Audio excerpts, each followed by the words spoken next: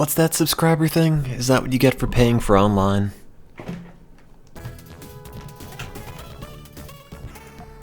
I thought it kinda sucked that you'd have to pay for online, given that, you know, A, you've never had to do it on a Nintendo platform, and B, Nintendo Online has never been anything special, but if they give you free stuff for it, that's alright.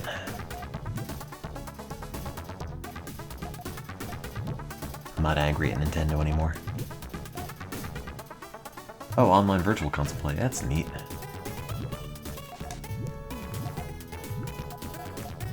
Did it say that? Haven't really been reading super closely.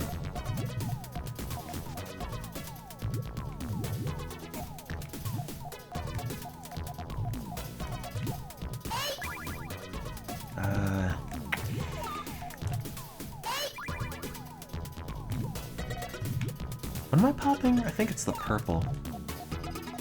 Oh, that's cool. Alright, yeah, in that case, it seems like they're at least making it worth it to pay for online. Because that was the one thing I was kind of about.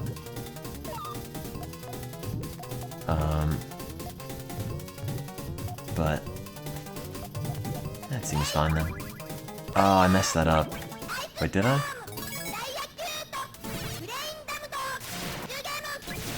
Ah, man.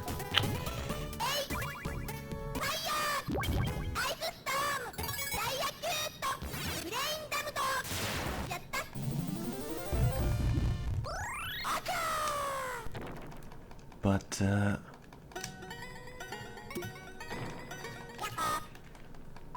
yeah, it seemed alright. The new, rumble features that they were talking about seem kind of cool. I mean, it's not a thing you can really get across on a video, of course, but it's something.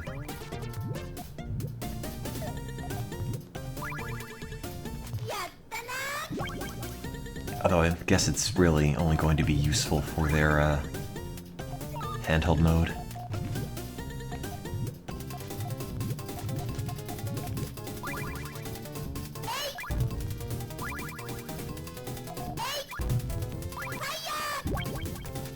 No, I'd initially turn the Switch talk on like a minute or two after it started. I thought they were giving away a free Pro Controller with all of them. Unless they are, I don't know, because at the end of it, when they were talking about what was in the box, it didn't seem like they were, but then they were like, we're including things from all the Nintendo consoles, like 2 controllers for like we had on the NES. And it's like, oh, okay, they are including another. Wait, no, they aren't, because they're not mentioning it in...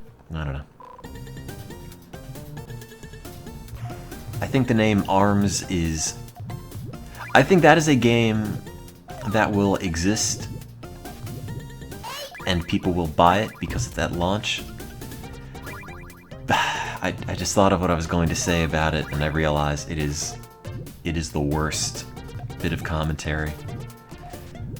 I don't think ARMS is going to have any legs. Huh? Huh? Huh?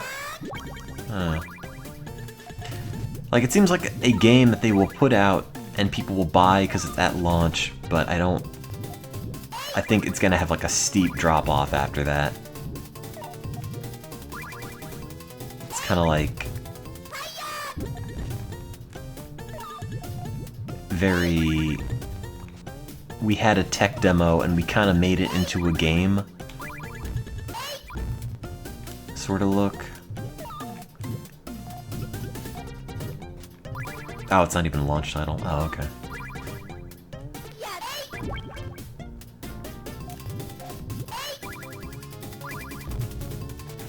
But, oops, I don't want that. I mean, it looks neat. I was a lot more interested in it now than I was when I first saw it. From that first video, however many years ago it was.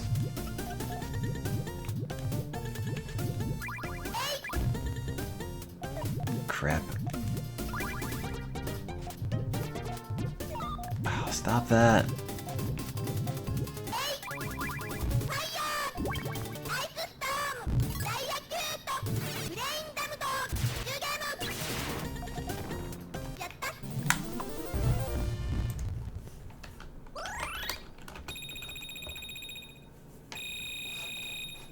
Well, I'm not saying it's like resilient on good motion, or not resilient, reliant on motion controls, because I think that's not going to be a huge part.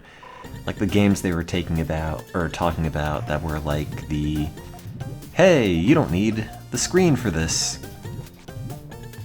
You know, it kind of like harkens back to early Nintendo products, where it's, you know, a toy that has electronics in it, but it's not necessarily a video game.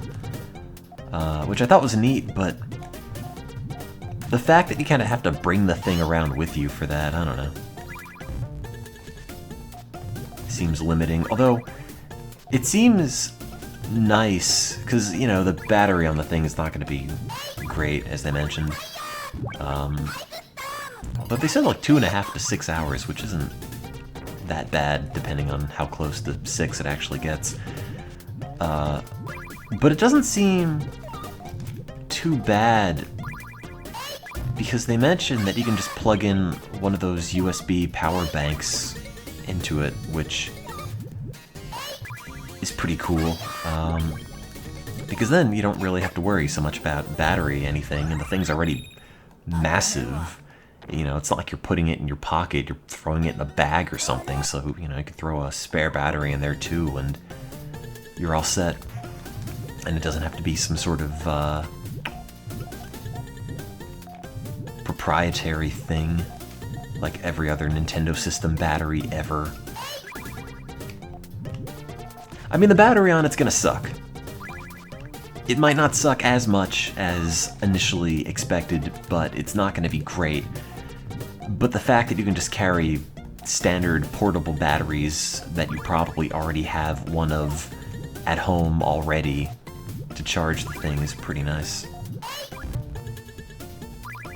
I don't think there's going to be that many peripherals. I can't see that many companies making new controllers for it. You know, I don't think it's going to end up like the Rock Band situation where everybody just has like a bunch of extra little plastic novelty controllers for this. I think it's just going to be more or less standard Switch controls, and, you know, they'll have a bunch of different colors, or here's the old school NES themed one, here's the SNES one, stuff like that. It's like, I think Nintendo would like if they made, you know, alternative controllers, but I just don't see that happening. You know, especially after the Wii, I don't think people are super interested in having a bunch of extra little novelty bits of plastic attached to the controller.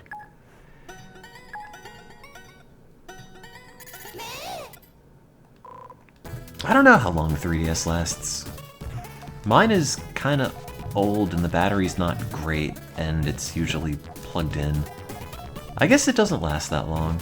I remember I took it to work and I got like 3 hours out of it in full brightness. You missed the thing. It was pretty good. You should watch it.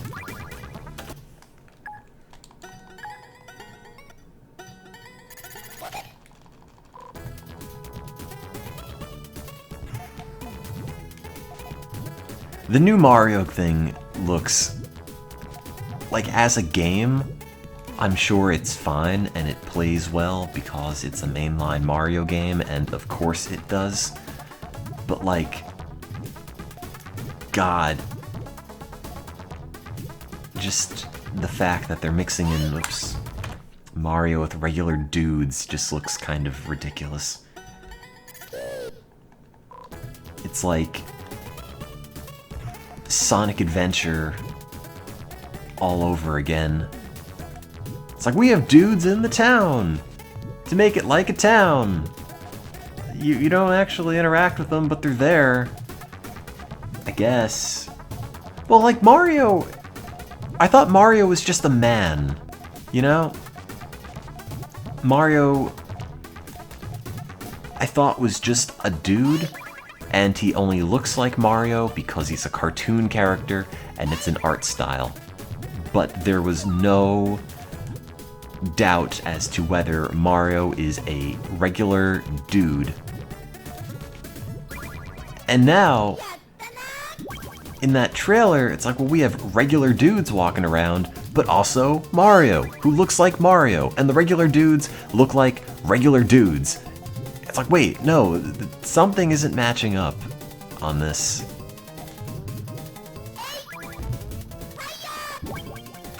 Also, I don't like that the hat has a... No, it doesn't have a face. I don't like that the hat has eyes. I mean, they weren't really pronounced in the trailer, so hopefully they don't stick out, but... It was like Minish Cap, where it's like, oh yeah, it's Link, it's got the Link hat. That's pretty cool. Oh god, it's got a face now. Oh, I don't want that. Oh, yeah, Donk City. Put a donk on it, City. I thought that was pretty good. Also, I was never super interested in Splatoon, but it looked kind of cool. And, it's getting really heavy Jet Set Radio vibes from it. Which, I mean, let's be honest here, it's not going to be as cool as Jet Set Radio, but it's something. What is this? Do they already put trailers up? Mario Kart 8 Deluxe! Does that look any better than the Wii U one, which I never played? It looks about the same, but I'm not sure. Also, it's super compressed. Also, I felt really bad for that one translator who was having a hard time of things. You know the one. I feel like that would be me if I were doing that. It's like, I know what it means, but oh god, nerves.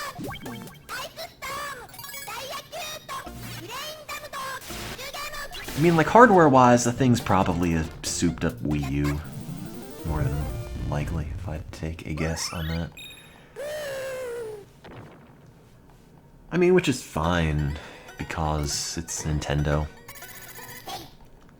The biggest concern, hardware-wise, is, like, it's not on par with not only the current gen of consoles, but the updated version of the current gen of consoles, and I don't know what that means in terms of third-party ports, if it's going to be a lot of...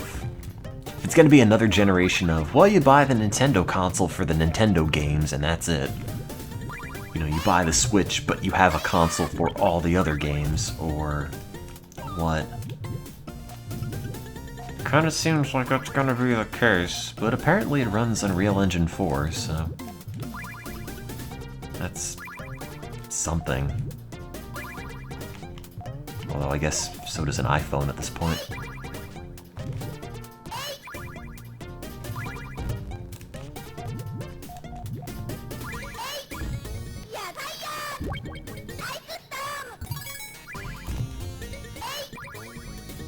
Also, the new Zelda looks pretty good, although, it's weird to see characters talking.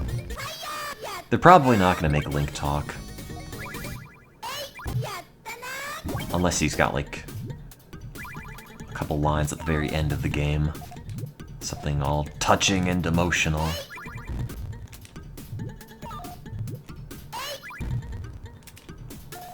What am I doing? Oh, this combo's a mess.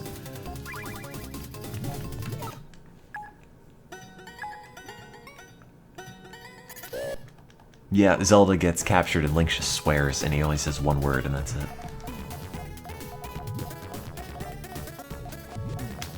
I don't mind not seeing the green tunic. I mean, I think it looks good, design-wise, anyway. The blue one.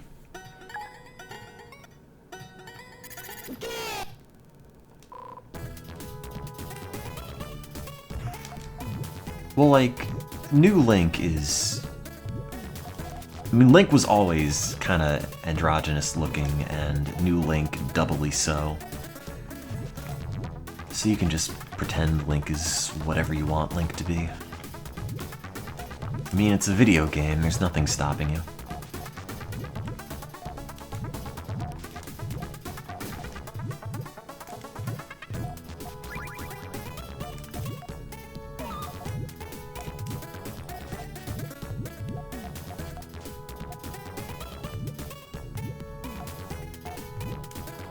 Why's the Pro Controller $70? Does it work with the Wii U Pro Controller? I mean, it looks like the same exact thing, except the logo's different.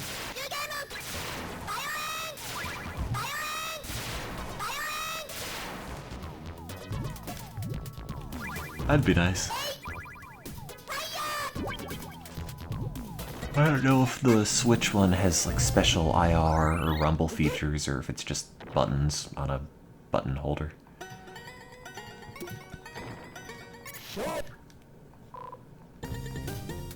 Also, why are they putting Skyrim on this thing? Like, that came out in 2011.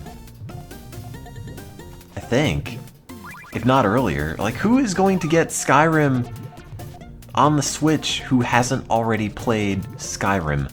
Unless it's just, oh, well, we here at Bethesda are trying to figure out how this hardware works, so, I don't know, here's a port of Skyrim, and we'll make real games for it later.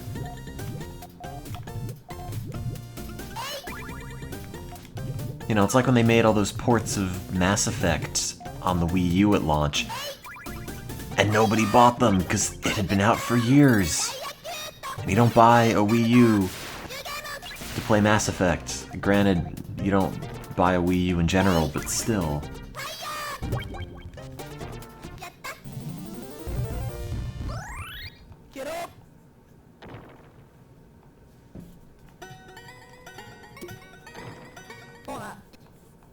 But, I mean, it seems cool. I was initially skeptical on the fact that they're merging handheld and console stuff. I think. I mean, unless they're putting out another DS after this, I have no idea. Maybe they are. But like, thinking about the way that I play games now, the ability to just take the console with me and throw it in my bag and go to work seems pretty handy. Because like, I was running a potentiation experiment today, and that's, you know, you get the brain slice, you poke electrodes in the shaft collaterals, and then you sit there and wash in a drug for an hour. I could have just sat there and played, you know, the new Zelda as the drug washed in. Or Farming Sim.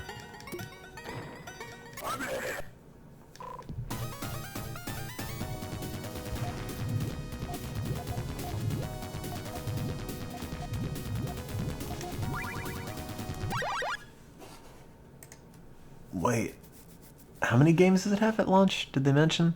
It's got Zelda, so that's enough. Zero Truck Sim 2. Oh, I never played that. I only played America Truck.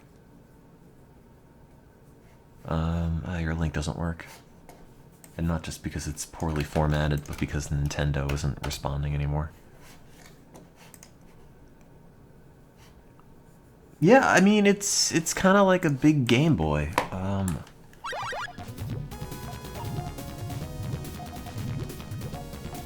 I mean, the idea that you would bring it to a picnic and have, you know, Pistols at Dawn on this system that you are not using the screen on currently outside, I mean, things like that seem a little hokey in terms of, hey, you know, you could do this, you're probably not going to, but, you know, you and your group of picturesque 35-year-old friends can all play this and unleash your inner kid, although we know you're not going to.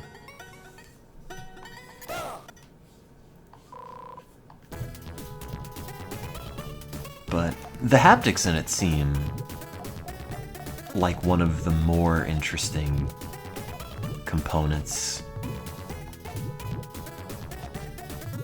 Especially, you know, if it works as well as they were saying. Oh, you can tell if it's a cup with ice, or a cup with water, or a cup with ice and water. I don't know.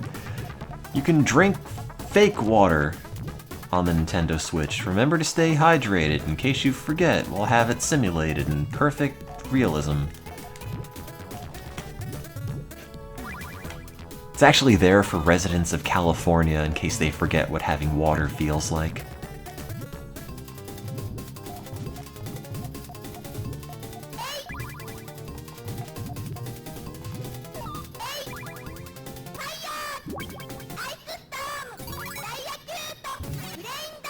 Oh yeah, Puyo Tetris is apparently coming out. Which is good, because that means that finally I could play online with people and not like the 2 people in Japan who play the Vita version when I'm awake.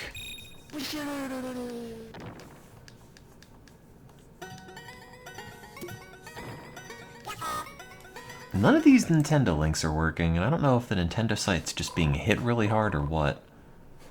I'll take your word for it. But like, unless I get fired or something, for the time being, I have a job.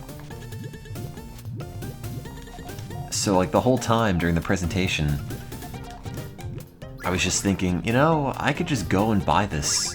I could just spend money and buy a bunch of games and do whatever.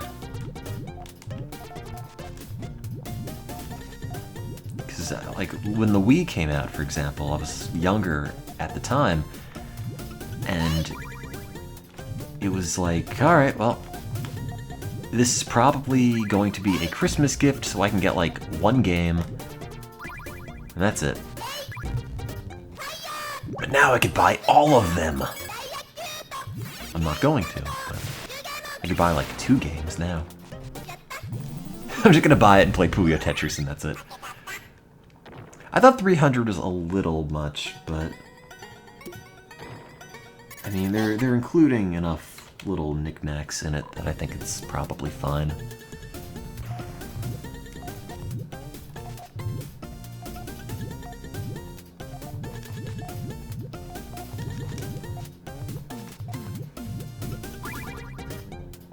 What about, I don't know about the Wii U.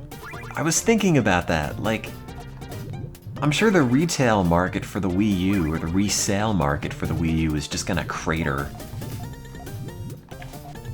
Oops, I don't want that. No, well, because everyone's gonna be offloading their Wii U, and really, why would you buy one when the Switch is out? I mean, I guess it still has Super Mario Maker.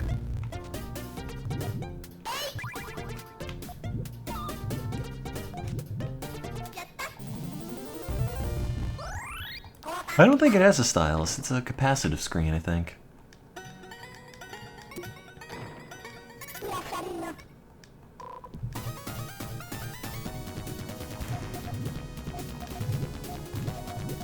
But, I mean, my takeaway was that I'm a lot more interested in it now than I was before, so good job, Nintendo. You converted me from apathy to interest.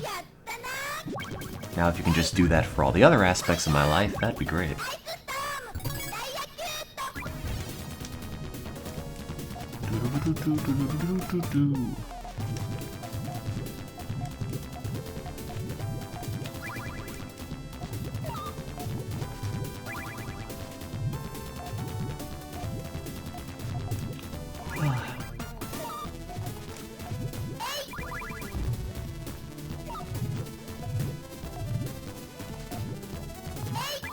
Yeah, I mean, the fact that the online is paid is kind of underwhelming.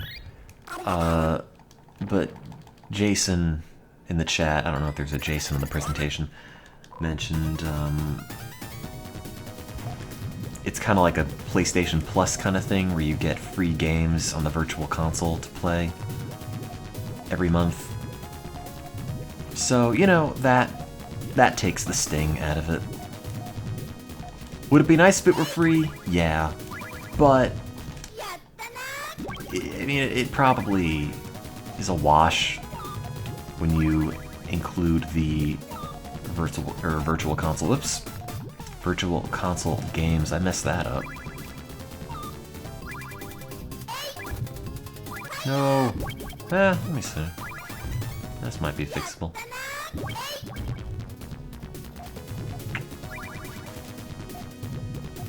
Wait.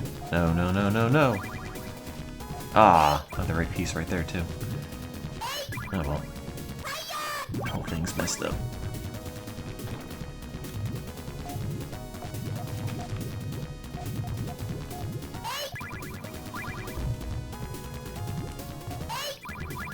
Although the whole time I was watching it, my thought was like, you know, I'm probably never going to plug this thing into a television.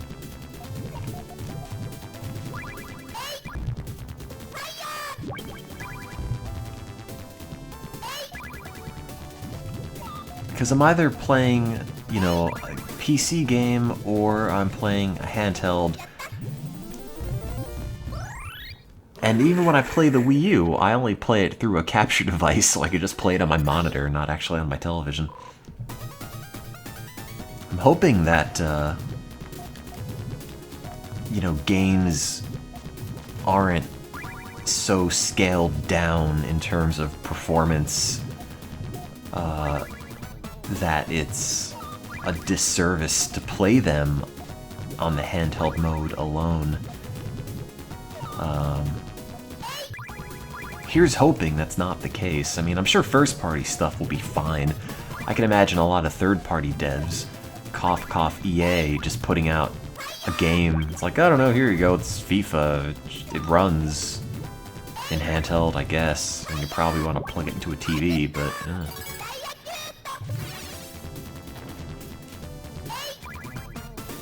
Because I don't think it's going to be doing a whole lot of switching if I have one. I think I'm just going to have the dock as a place it charges, and it's probably never going to be on a television.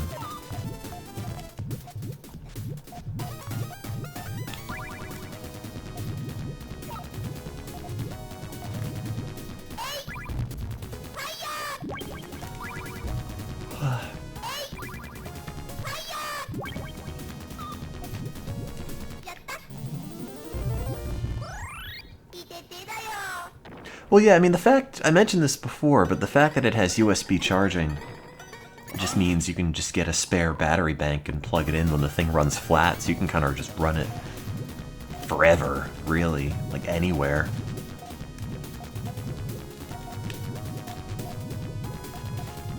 You know, you could take it on a transatlantic flight and be totally fine. Just gotta bring a little USB power, whatever.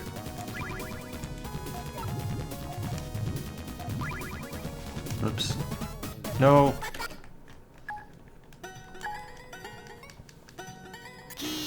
But buying extra Joy-Cons, my impression from watching that was that it doesn't seem like there's gonna be a whole lot of demand in buying extra Joy-Cons. Because really, the only game that they showed off that requires extra Joy-Cons is ARMS, and, you know, that assumes that the person you're playing against doesn't already own one of these things and doesn't already have 2 Joy-Cons to bring along on their own.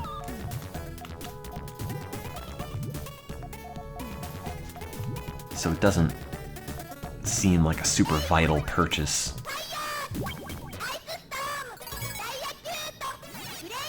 I wonder if Wiimotes still work with this thing, or if they finally decided, alright, look, stop.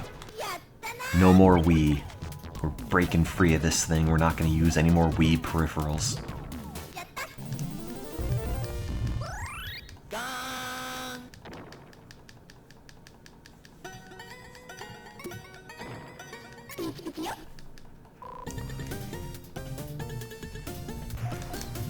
Also, I don't like that they have the color bundle in, wow, I screwed that up.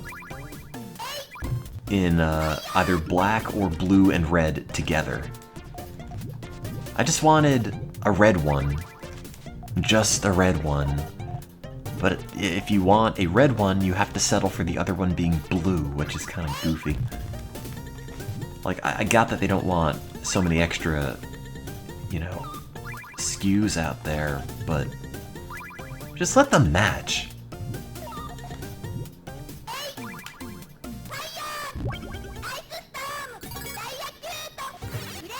I wonder if all the red ones are the same side. Like if the blue one's the left side and the red one's the red side. You know, because it's not like they're going to be random and you can just trade with a friend or something.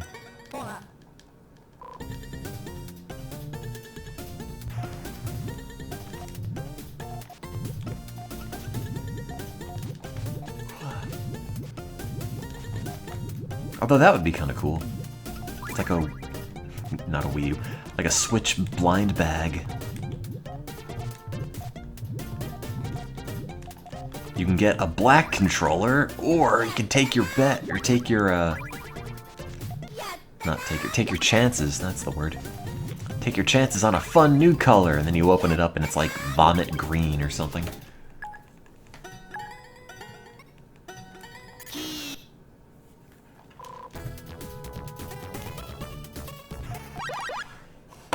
I don't have a monotone tape channel. I thought adding the caps to the top of the controllers was a clever idea. Because all the time, or all the while they were showing it using, you know, the Joy-Con alone with like, oh, well, this is the part that sticks on the controller, but it also has buttons. The fact that, you know, you can put like a little cap on that and cover up all the little connectors and have a nice smooth thing and a nice coherent controller-looking controller, even if it does seem kind of small, is a clever idea. Doubly so that they include it in the box, although I'm pretty sure I'm going to lose those things, because I don't know where I'd put them.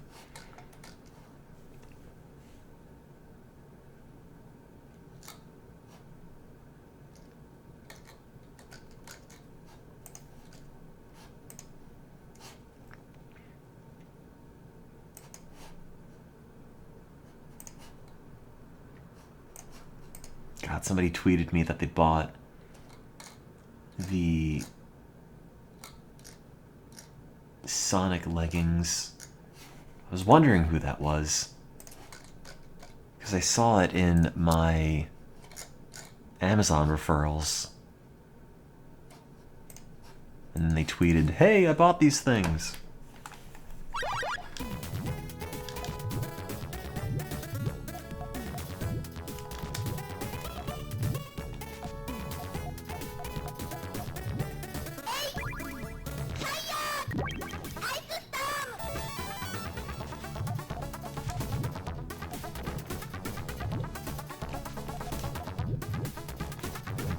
I mean, is there anything else to talk about with it? I think I said all I really had to say at one point. Yeah, Sonic Mania. He's on the Switch.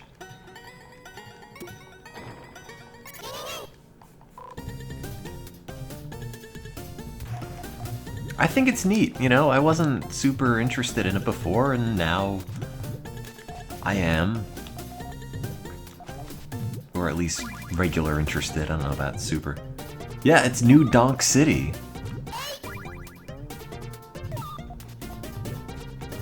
Put a donk on it, city.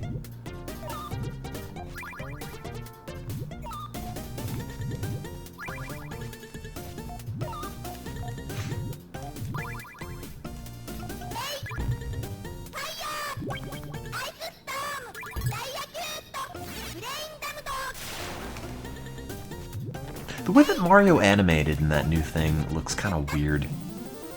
Like, the animations run too fast. Not like it's too jerky, but... like his running, the motion on it, or especially the motion when he's climbing up ledges or something, seems like it's running too quickly for how much distance he's actually covering. But that might have just been me.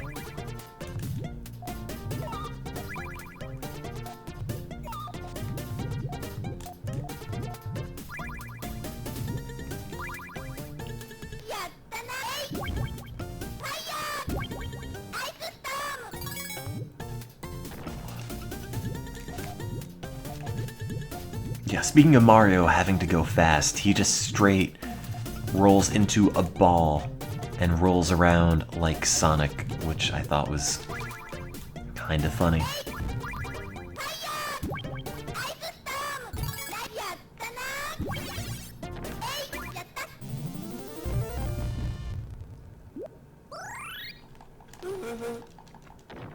Just like the idea of Mario platforming with regular looking dudes and taxi cabs that just look like taxis is super strange.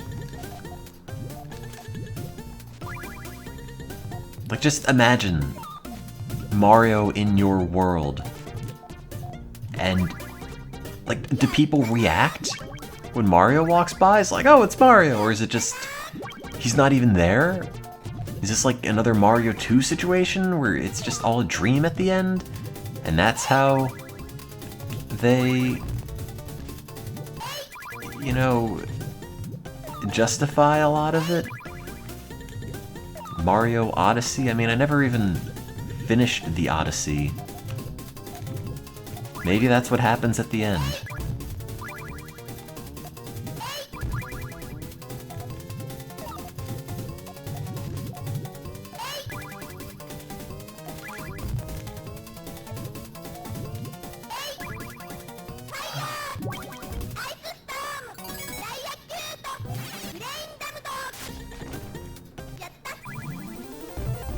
Yeah, no, my comment in the flood of Twitch chat was like, oh, it's Mario's Missing HD! After they started showing screenshots for that.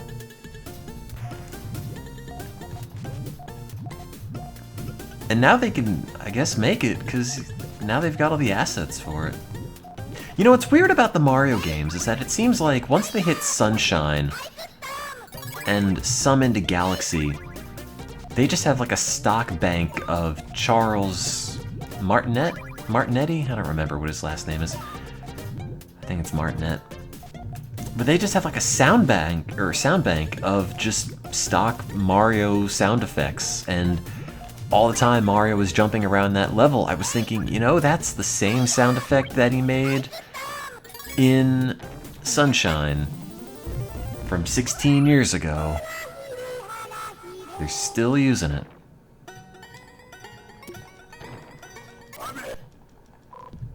Martinet? I don't actually remember what it is. It's not a matter of pronunciation as much as, like, I just forgot. I don't know how Italian he is. How many extra vowels to add on the end.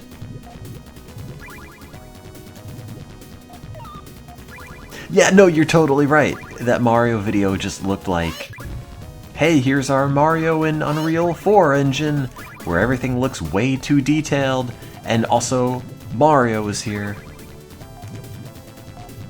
That is exactly it.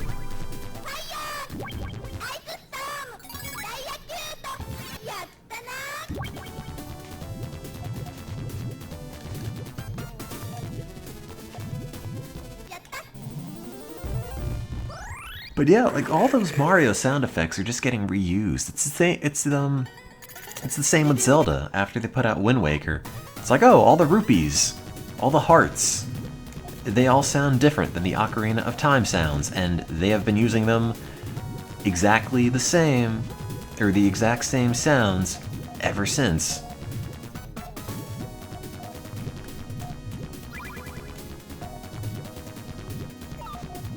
Like, Nintendo goes through eras of sound effects. Oops. Screwed that up. Oops, screwed that up again. No. Why?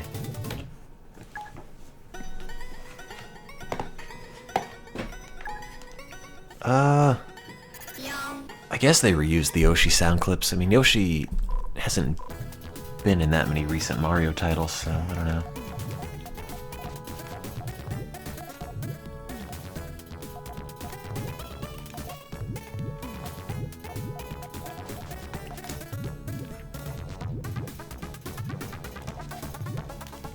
I'm sure it'll work, you know, the whole Mario and the big city idea. When has Nintendo ever dropped the ball on a mainline Mario game? You know, because that's the thing I always come back to. You know, in terms of... What is Nintendo doing? What is this? Then you think back and realize, you know, they really haven't screwed up any of these. They've all been really good. And even the ones that, are still really good. You know, like Sunshine or something. The ones that people are kind of cool on are still totally good games, and I'm sure Nintendo knows exactly what they're doing. Well, the weird thing is that they went from like, oh, here's Mario in New York City, like identifiably New York City, and then here's Mario in Magical Radish Land, and these are both in the same game.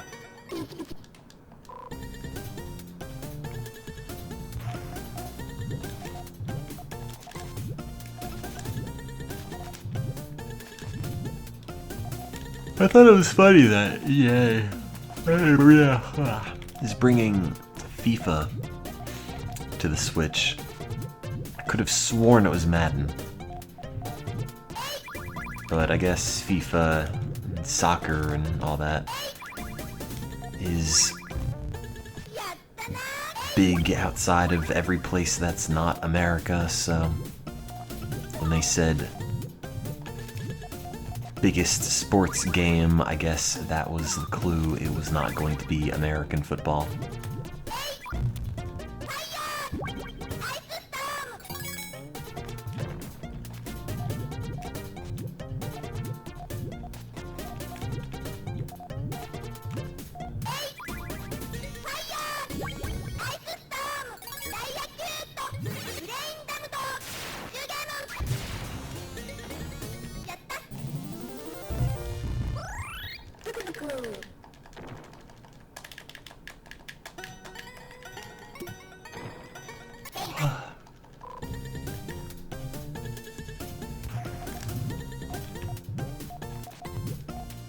When did pre-orders go up? They mentioned what the date was for Japan.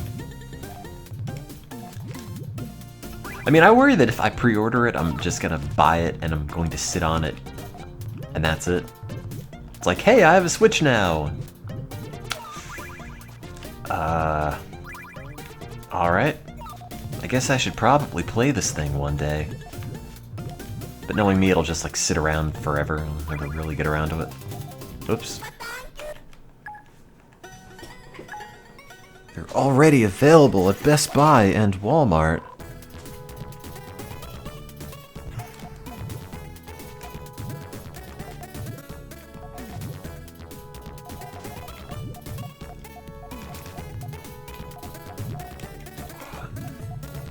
I can't invite people to play with me. I'm in graduate school and everyone's dead inside.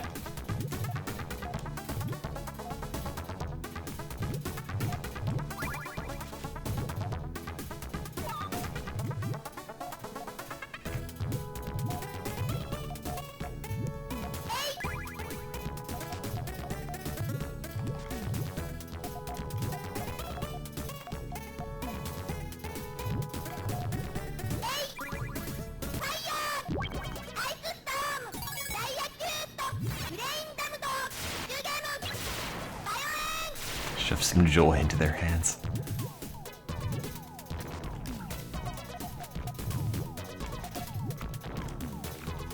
I really do like the name Joy-Con, though. It's got that feel of like, you know, this came from Japan, and it doesn't feel like the people who put this name together have the world's best grasp on English. But that's cool, because it's back in this era of like, wow, look, all this stuff from Japan, and it's all different and unique. I've never seen things like this, games like this, whatever it is. Now everything is super polished and super localized, and some of the charm of it just kind of being identifiably, you know, Japanese or whatever the case is kind of lost. Like, they don't put random bits of untranslated Japanese on video game boxes anymore like they did with, like, every PlayStation RPG ever. And no, it's just part of the name and it doesn't really mean anything. But just seeing it on the box is like, wow, look. Symbols. I don't know what this means, but that's kind of cool.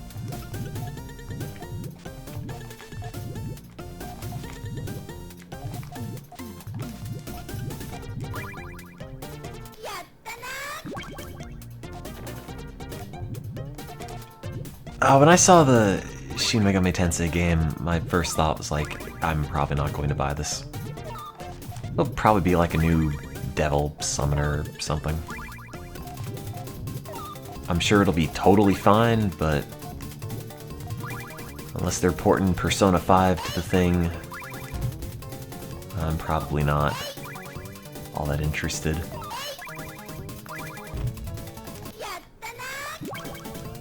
I really like dungeon crawlers.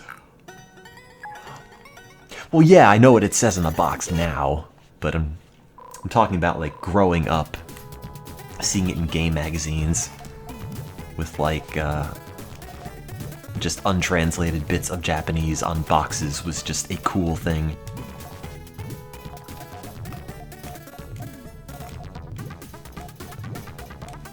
And I don't know what it is about that, but I've always just thought that's a cool thing.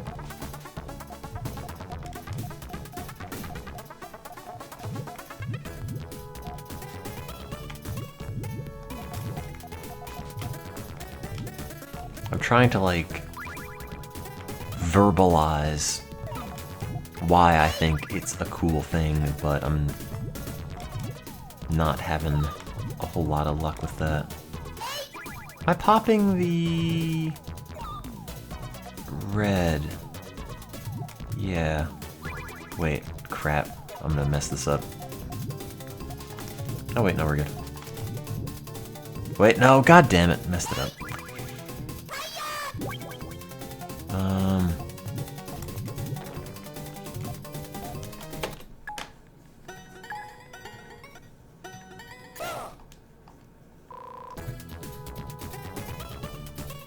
I think it has a game cart thing, like an SD card, but not kind of slot. It's definitely not all digital. I mean, this is Nintendo.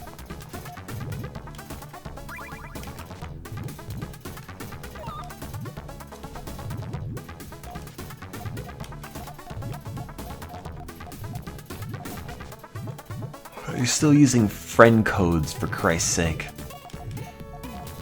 I'm pretty sure they're not going to have a system that's solely digital distribution.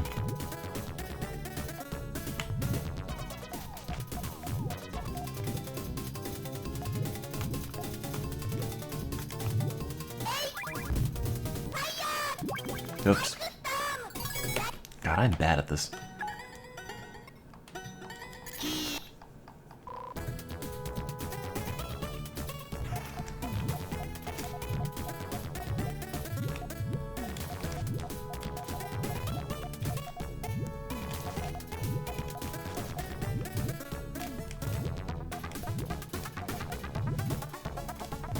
Yeah, they're gonna bring friend code. No, you could have free online on the Switch if you use friend codes, but paid online if they actually have like a username system in place.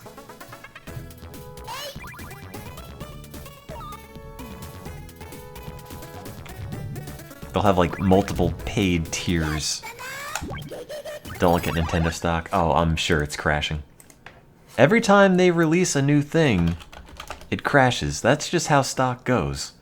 Oh, it actually hasn't crashed. It's fine. I mean, I'm still losing money on it, but that's not too bad. I think I'm actually going to start investing money in stocks or drugs. I'm not sure. One of the two. I've been thinking about it. Because I don't really buy anything.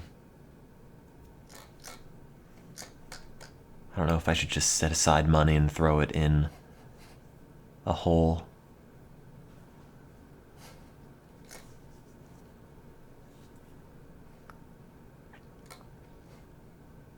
Wait, is it currently? No, the market's closed. It's not down currently, is it?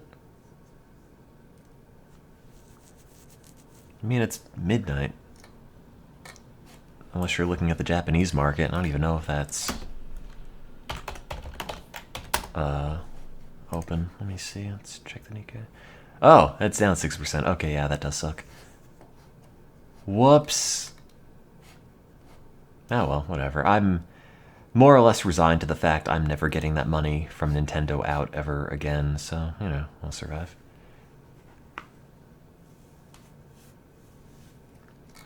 Well, it's not a problem of, what do I do with all this money? It's not like, I have all this money to invest, but it's a case of, you know, I'm going to begin, hopefully, to just set aside a little bit every month and then throw it into a pit.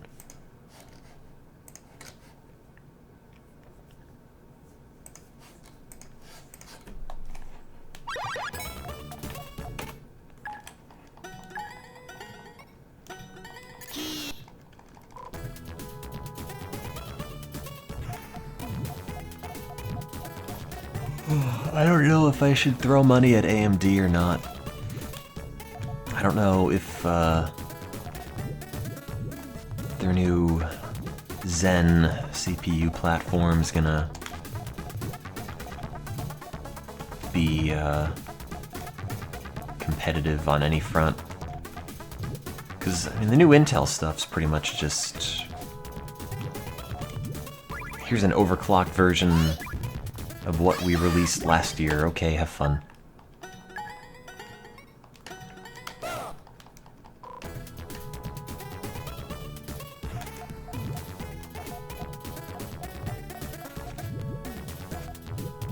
Although knowing AMD, it's probably going to be a dud and everyone's going to be let down forever.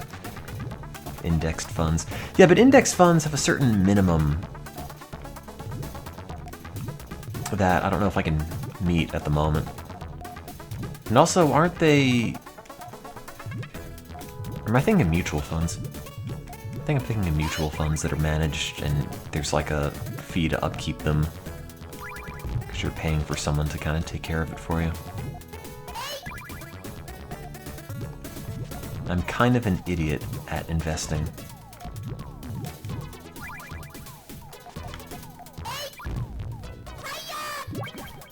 Well, Nvidia is kind of expensive already. I don't doubt, you know, it'll continue to make money, but maybe not as much money. Apparently, like, Nvidia went up, like, nearly double last year or something, so probably too late to hop on the Nvidia train.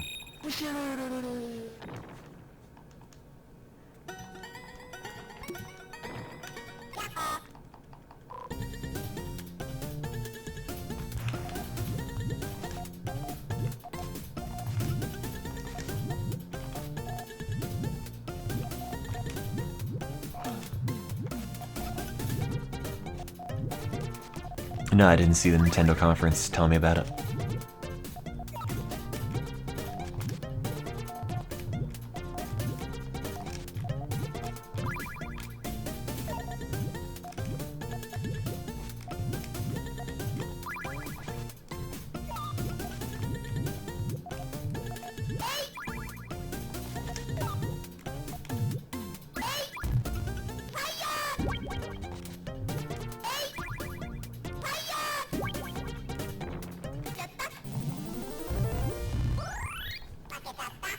GTA Mario? That can't be true.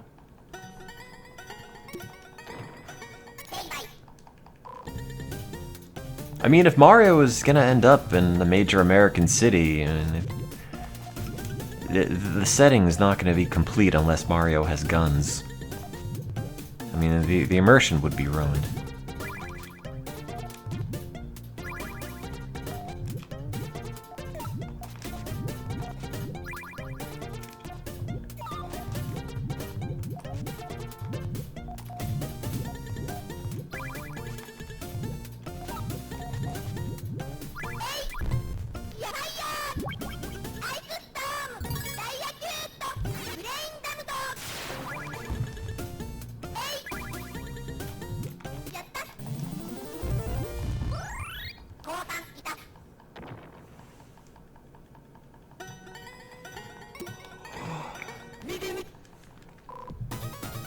I'm tired. I was tired last night too. I didn't get a whole lot of sleep, like 3 hours or something. I cleaned the bathroom though, so that's useful. But I came home from work and napped for like an hour, and then I woke up and then napped for another hour, and now it's 1 in the morning and I'm not tired anymore.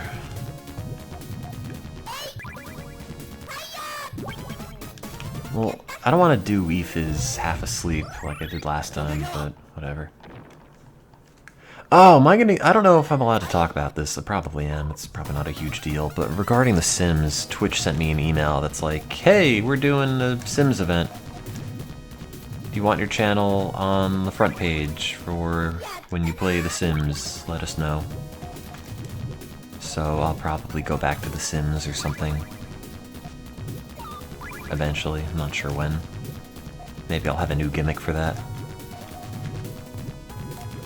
when I go back. Because I think it was like 20-something.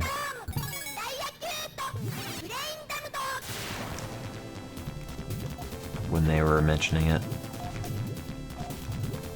And hopefully if I'm continuing the bum to president route, it would have been done by then.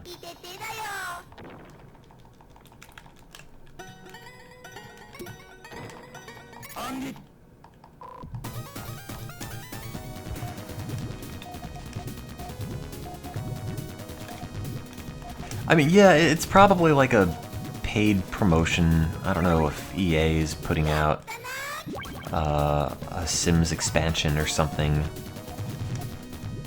then, and they're like, yeah, let's put all the Sims on the front page. Alright, great. Oops, sorry about that. Or whatever the case is. I mean, I don't care either way. I'm not, you know, getting any money out of it. It's just a case of, hey, do you want to be on the front page? Okay. I don't want to copy The Sims 4. I don't like getting stuff for free because then I have a really bad time saying, this kind of sucks. If I pay money for it, then I could say, this kind of sucks. But I feel like I'm not able to be super objective about anything if I get it for free. Because I'm all about avoiding conflict.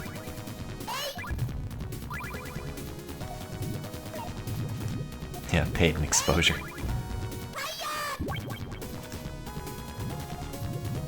They patched toddlers in.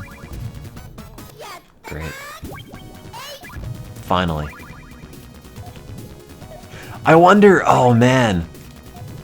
Wait, do you think they'd let me play The Sims Online? The private server? And get that on the main page? Or would that be like, yo, no, this is not okay. We shut this game down. This is an illegal breach of the end user license agreement. I think that'd be pretty good. Stick it to the man. I'm advertising this product that you can't even buy. That's against EA's terms of service. What are they gonna do? Oh no, they deleted my Origin account. Now I can't play The new SimCity again. Oh no.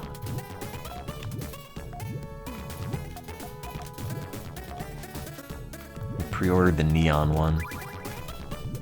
What's the neon one? Oh, the Switch? They had a neon Switch? They didn't ban my Twitch account last time I played it.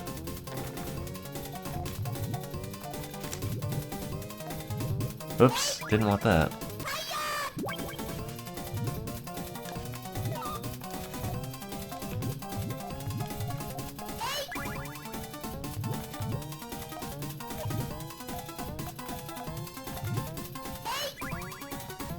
No, God!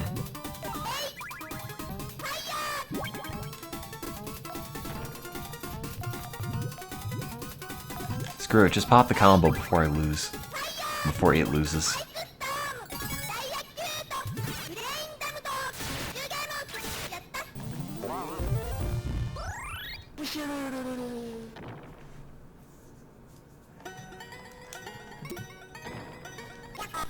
Did you buy it? Like on the website? Or did you call up...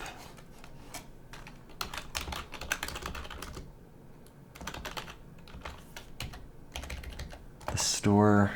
Or what? I don't feel like calling anybody at 1 in the morning. Pre-order. Oh man, I gotta get Geek Squad protection, because you know what geeks are good at? Protecting you from accidental spills for 2 years. Store pickup. I guess. Shipping. How much is it? Oh, it doesn't even have an option for shipping.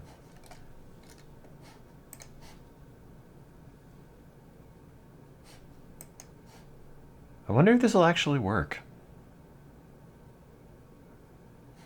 I don't know if I even want it that badly right now. Who will pick up this item? I will! Would you like a gift receipt? No. Would you like to send a gift message? Yes. Dear Tim, hope you still want this thing in March. Ha ha ha.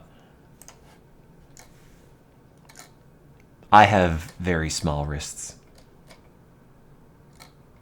To continue, select a store. I don't know. That's my zip code. I gotta drive to Towson.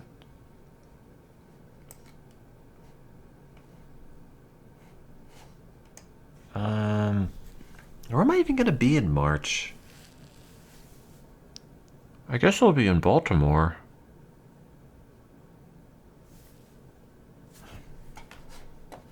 Why am I pre-ordering this? What am I doing?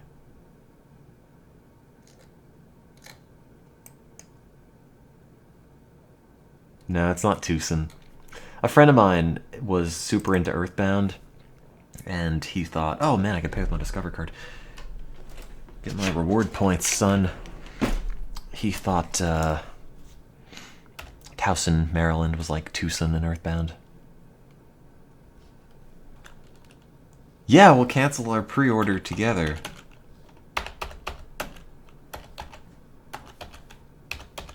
See, the great thing about the Switch is that once we're in a nuclear holocaust situation, we can play it in a Fallout bunker without a television. See, the television can be tuned to disaster relief information. Oh, I could have paid with PayPal. Should have done that. With the TV can be kept on for use for keeping up to date on disaster relief, but the Switch can just be played on the side without monopolizing the television. I guess the Wii U could have done that too, but still.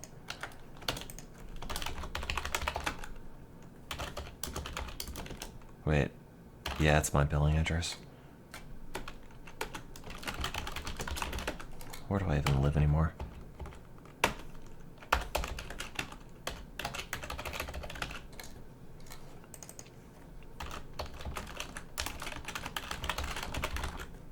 Get order updates. Create a Best Buy account. No. I don't want that. What color did I get? I got the neon. Why not? I mean, I like red, and it's half red. I mean, every other electronic thing I own is just black. I want color. Great. I just pre-ordered this thing. But I put it on credit, so it's not real money.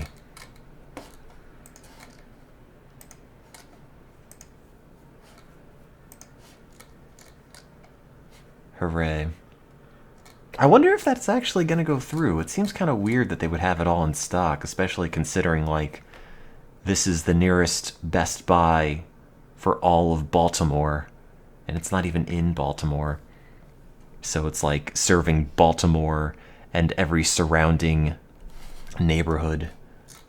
I mean, the fact that they would have that many in stock is kind of nuts, but whatever.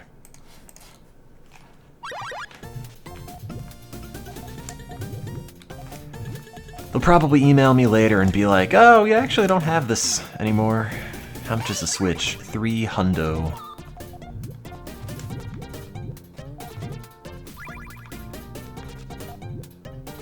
Yeah, I mean, the order went through.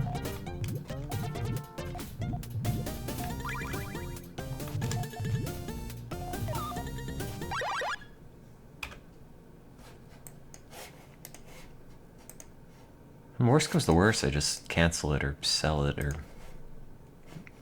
eat microwavable dinners on it. Wait, did I ever give him my email address? I don't know. Huh. Maybe I didn't. How are they gonna get in contact with me? Crap. I actually don't know. Huh. I guess I just have to remember.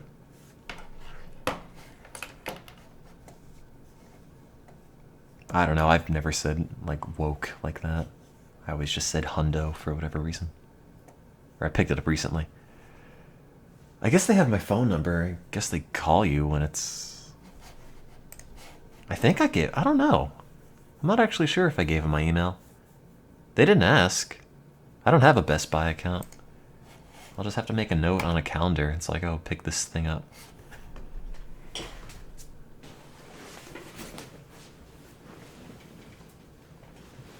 Well, I went from not being super excited about it to buying one. Oops.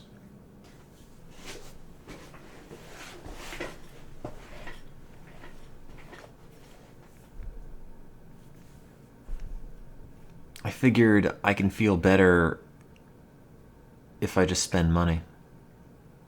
So I guess I'll do that.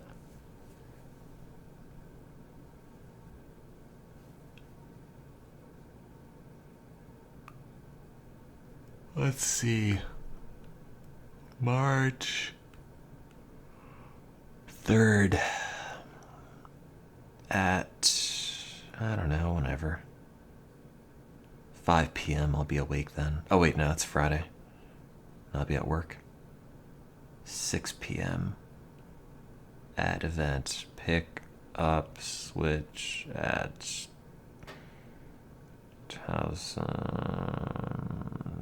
Best Buy, which you pre-ordered like an idiot at 1 a.m.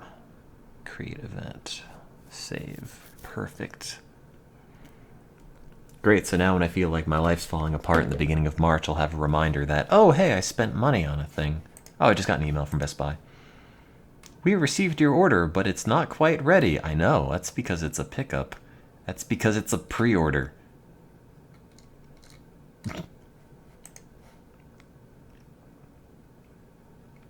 View my order status. Okay, I guess I'll do that. Well, I mean, at least I'm building good credit, right?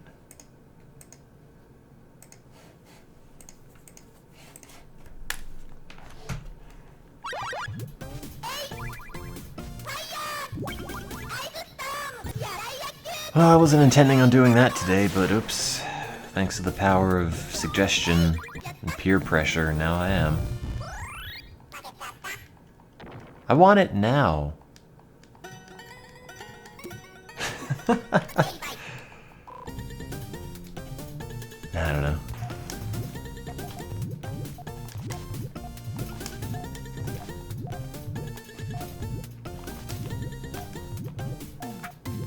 That's fine.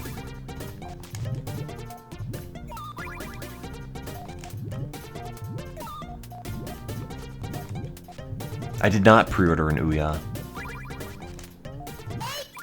I make a lot of mistakes, but I didn't do that. Night, Jason.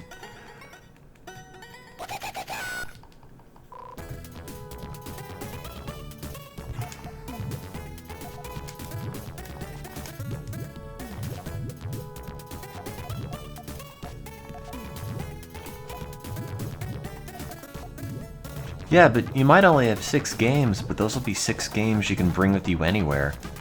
Like the toilet. Or perhaps a toilet on an airplane. That's right. You can play the Switch on an airplane toilet. Line starts in front of me. Keep it orderly, people.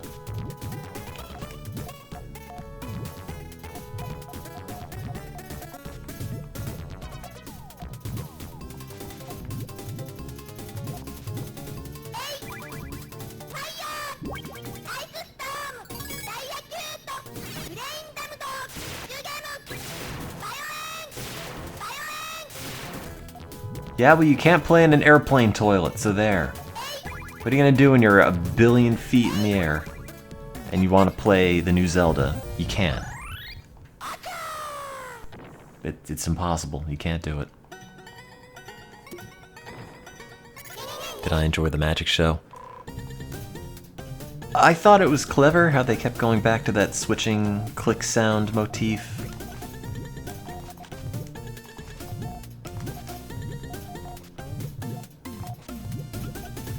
Oops.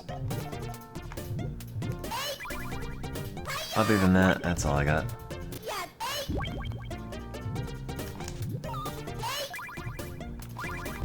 Oh god, yeah. Ask the guy in the airplane to play arms with you. They'd have to get the flight marshal to subdue you.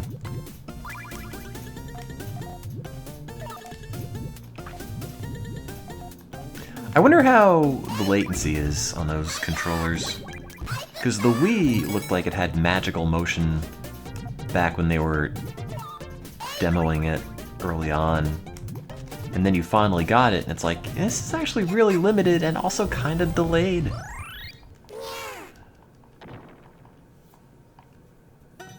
The thing that's weird about ARMS that I don't know how easy will be to get over mentally is that, like, you throw your arm out for a punch, like you're punching. Fine, whatever.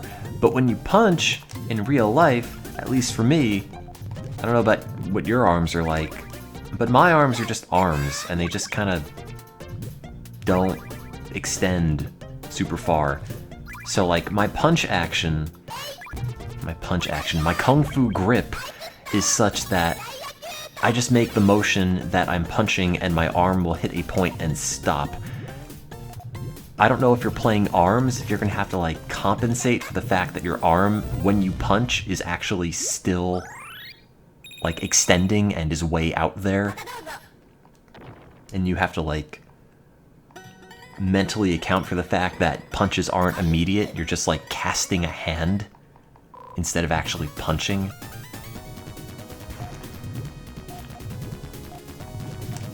I don't know if that's gonna be a weird thing.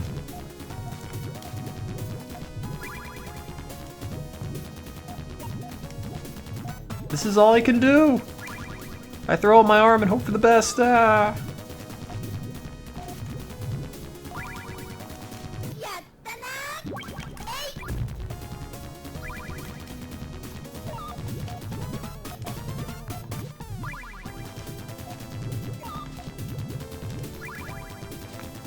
No.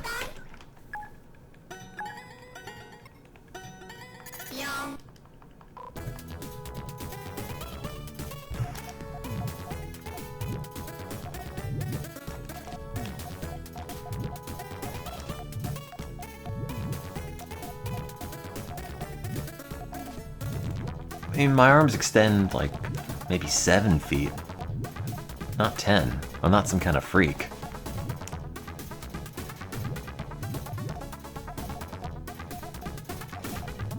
Also, I just got this awful mental craving for garlic bread, and I don't know from where it came, but if anybody can get me some and mail it to the P.O. box, that'd be great.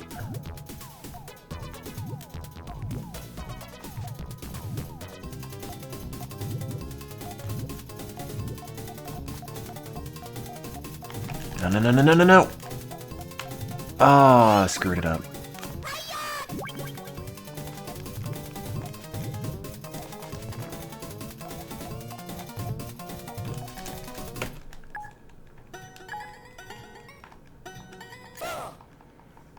But I don't know, I was thinking like actual food, not Papa John's. Pre-order, yeah. I want to go to Best Buy and I want to A, pre-order a Switch, and then B, I want to pre-order food when I'm picking up the Switch. I want to pick up my console and I want to have an order of garlic bread there, and I want to order it 2 months in advance. I know garlic bread is just carbs. Everything's just carbs. You're just carbs.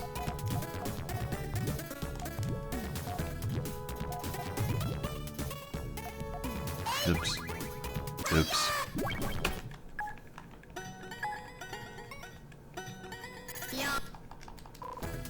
I need to stop eating garbage, though.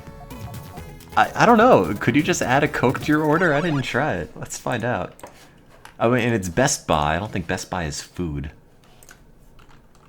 Best Buy Switch pre-order. Best Buy pre-order. No thanks. Okay. Continue shopping.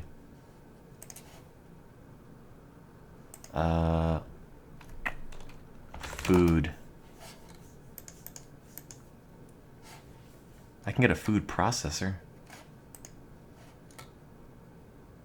Oh man, I didn't want this thing until I saw that it has a carrying case.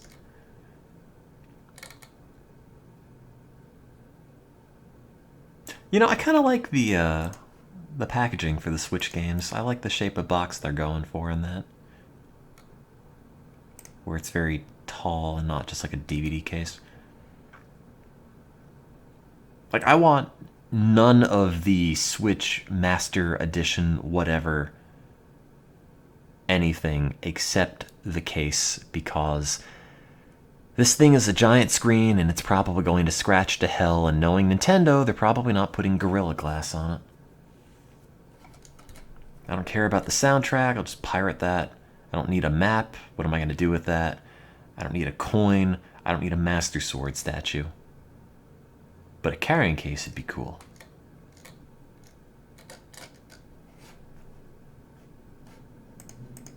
You can't buy food on Best Buy.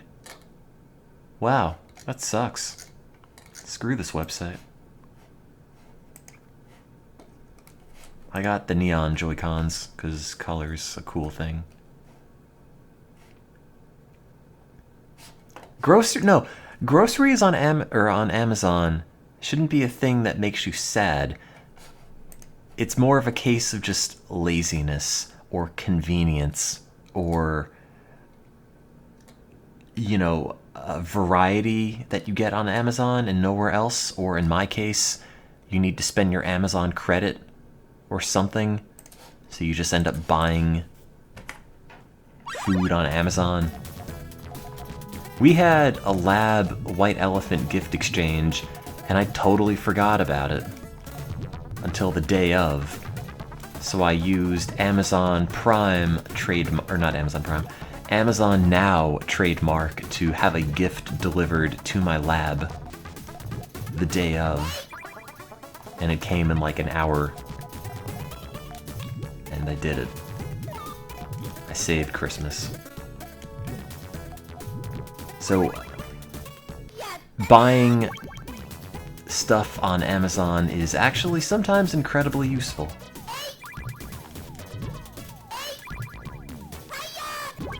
Also, if you go on Amazon and order, say, like a 20-pound bag of rice, that means you don't have to carry it home. There are people for that.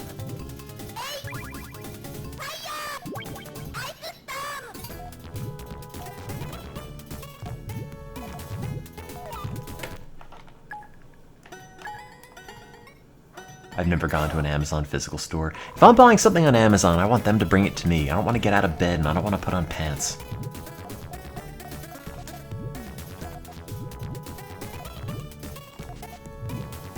Oh, you mean the Amazon grocery store that detects what you're picking up off a shelf. I have seen that.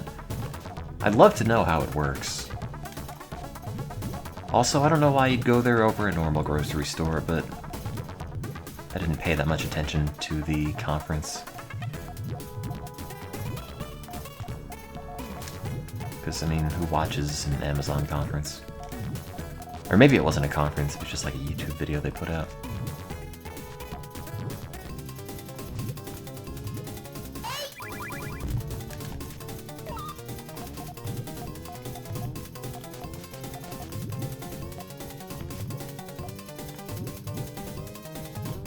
Oh man, I messed that up. Oh no, there we go.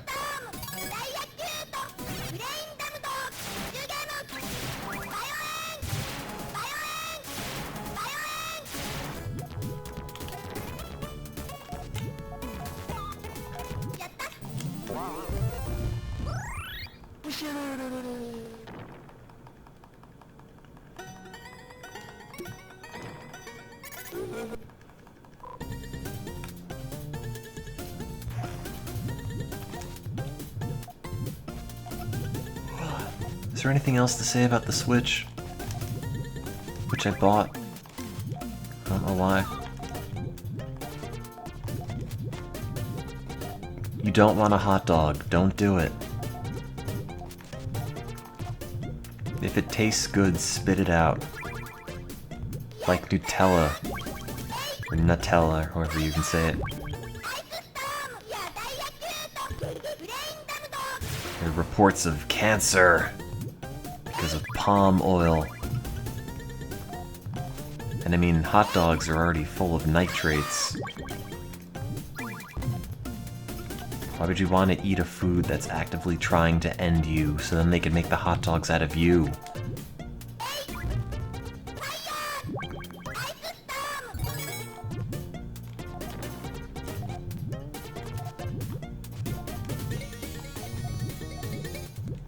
Also, Nutella's gross.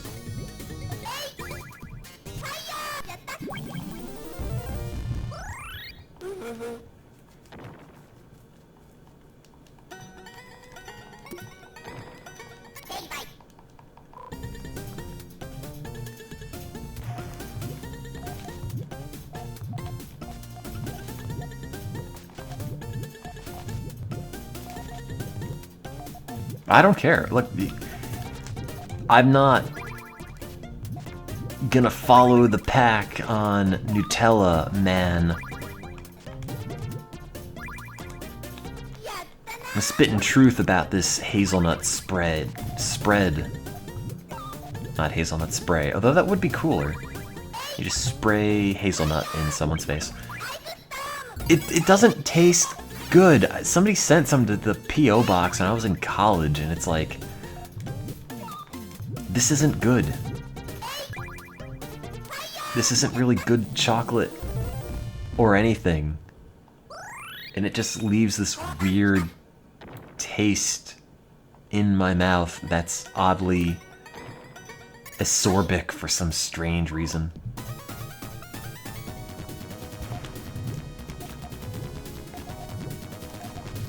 And yes, I know what that means, but I can't think of any other way to describe it.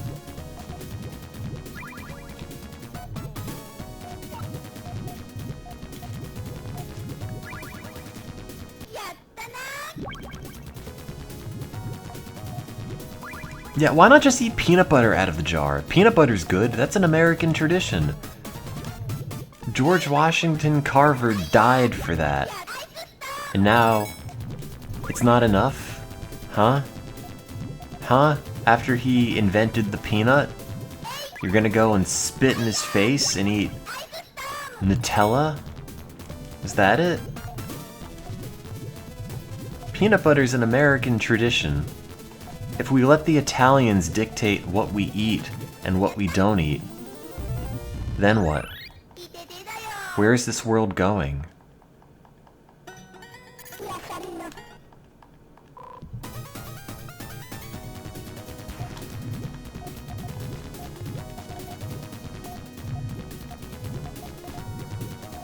The thing is that every single time, like, I'll have a container of peanut butter and I'll think, oh, I'm just gonna eat a spoonful of this. Like, right as you're taking the first spoonful and putting it in your fat mouth, the first thought is always, man, I could eat the whole container. And then after you've had a moment and you're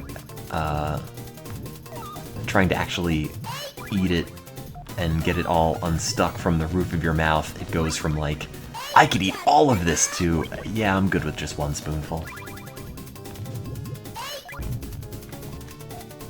Like, peanut butter has such an immediate sense of, yeah, I've had enough of this, when you're just eating it straight for me, that it's so weird. I can't think of any other food that goes from, like, you know, full bore, oh man, I'm gonna eat this whole thing, to I don't want any more of this at all than peanut butter.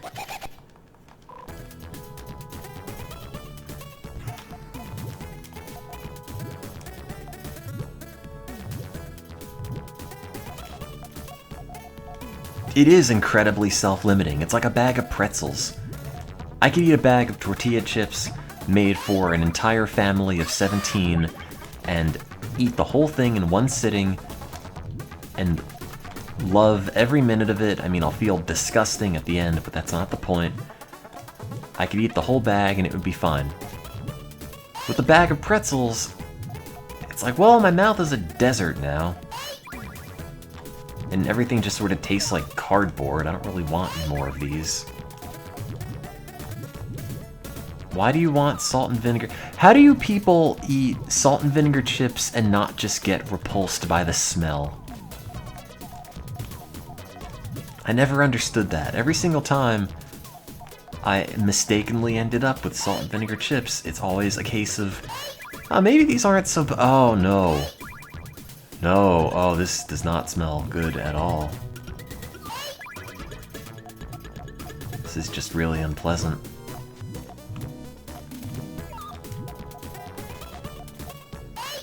Why not just salt? Why do you need the vinegar? Why do you want it to just smell like rot? Vinegar smells like a food product you're not supposed to eat. It's nature's way of saying, hey man, look, there's something wrong with this. You know, it's like having psychedelic poison dart frog flavored tortilla chips. Like, no, stop. Nature's telling us something. The color, the smell, it's all there for a reason. Why are you defying all of the signs nature's throwing at us?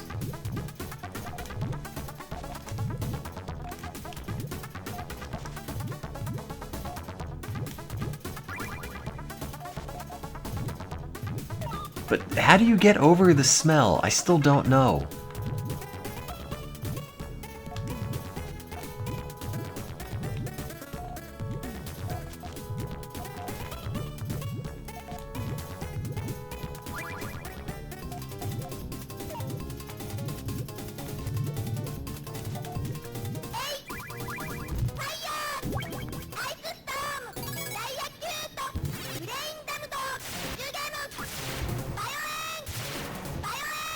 Can't make a chain more than 8.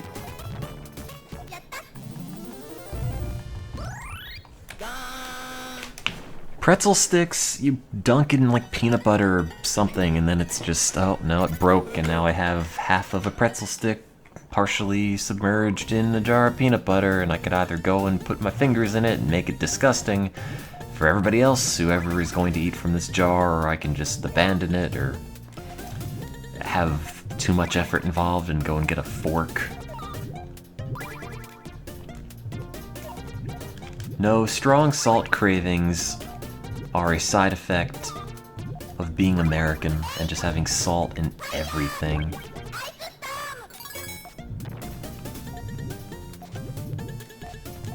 I think, to some extent, a lot of fast food is addictive. Because I went multiple periods of last year just eating garbage. It was like takeout almost every day for a month or two, or oven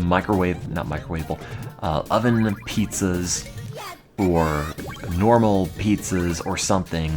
And it's just, your mind goes from, oh, you know, I'll cook a meal, I'll prepare food, which I have here, to, I'm hungry, I should get a pizza. And then you get a pizza. And then that's all you want anymore. Like, regular food isn't enough. You've tasted superfood. And if it doesn't taste salty and fried, then it's just... you don't want it. I don't have a slim figure. I put on weight and I'm unhappy about that. So I'm working on revising that. Crap.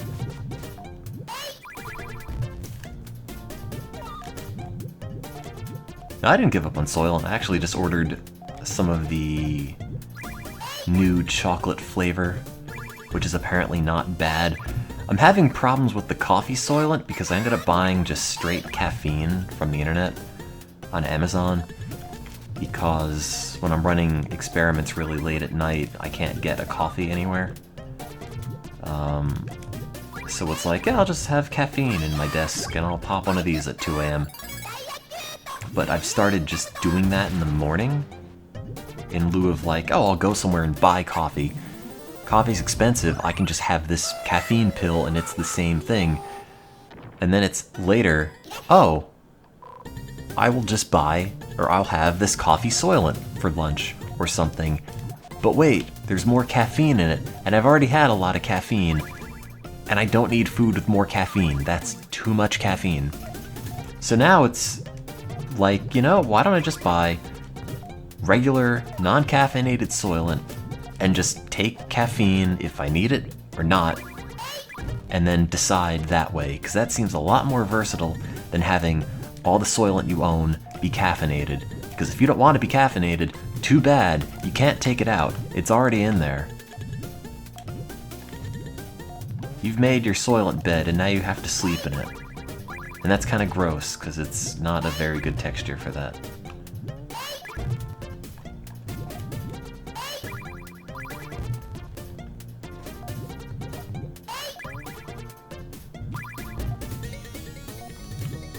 You have to develop an intense sense of self-loathing whenever you order takeout.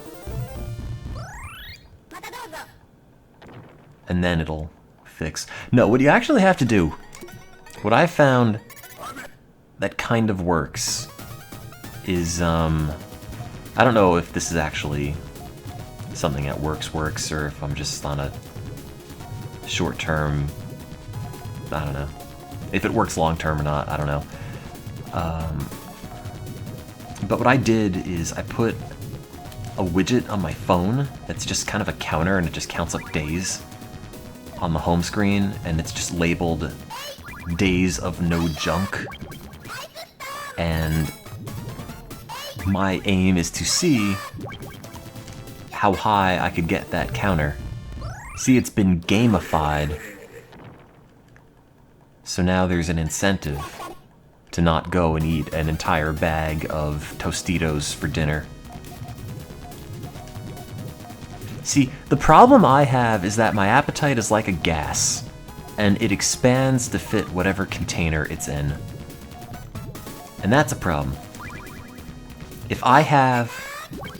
Like, if I go to 7-Eleven and see, oh, I can get 2 DiGiorno's pizzas for like $10, that's dinner for 2 nights, if not more.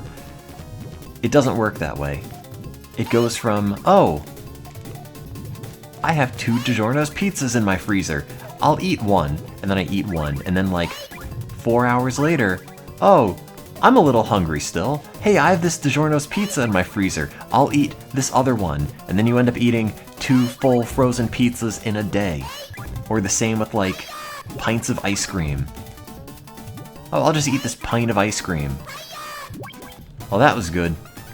Hey, there's another one in my fridge. I'll eat that one too.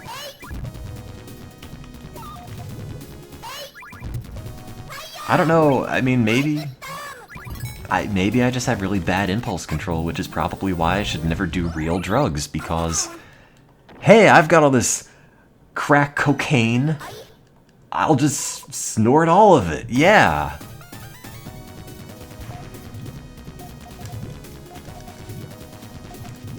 You know, it's like when I would order extra large pizzas from Papa John's. It's like, well, you know, there's only 3 slices left. I could put it away, or I could just eat the whole thing.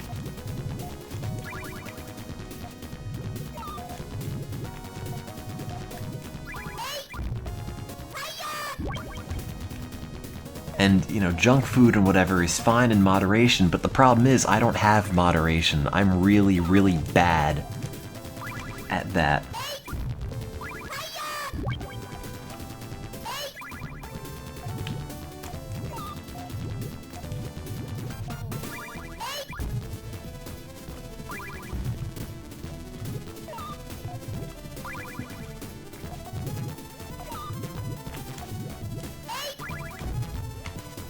And according to my bathroom scale, I might have put on, like, I don't know. I don't remember exactly what I was when I started, but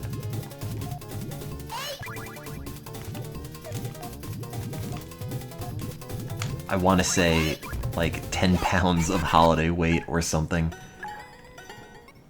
Because my parents have this place that makes, or that roasts peanuts, and like, they don't have it as in they run it, but they have a place that they like that, you know, produces peanuts, and they will always give me peanuts for holidays.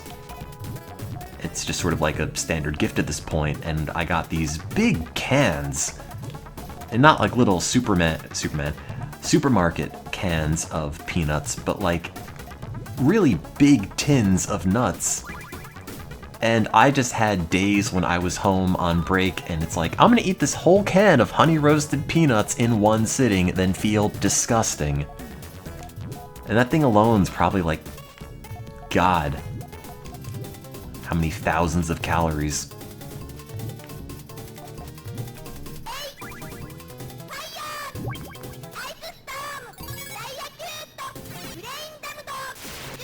I'd have to look it up. It's Aunt Ruby's Peanuts. They're based in North Carolina. They're good. They're good nuts. Dude, I haven't thrown up since I was a child. That was the strangest thing when I went to college. Because the people I hung out with in high school weren't like crazy party animals and we're all gonna drink underage, yeah! We're all just kind of like dorks. And then I went to college and everyone's just drinking and vomiting everywhere, and it's like, oh, wait, why would you... No. Why would you want that?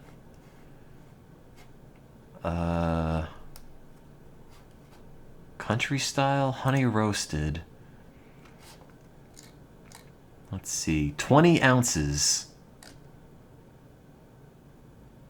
I think it was 20. It was either 20... I think, yeah, I don't think it was 40. I think 40 is the big container. That's just 20 ounces of honey roasted peanuts that I would just down in like an hour. Do they have nutrition on here? I don't know. It's kind of a small place. Wouldn't be surprised if they didn't put it up. says they're nutritious. That's good to know. Calories in Aunt Ruby's peanuts. Let's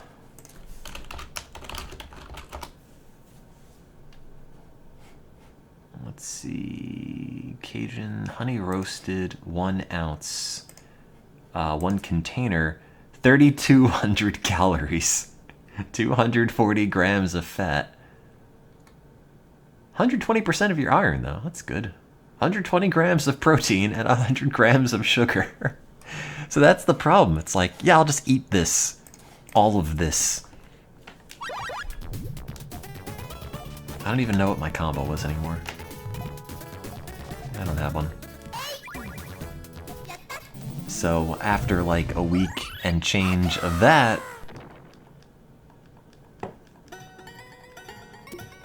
I really gotta cut back.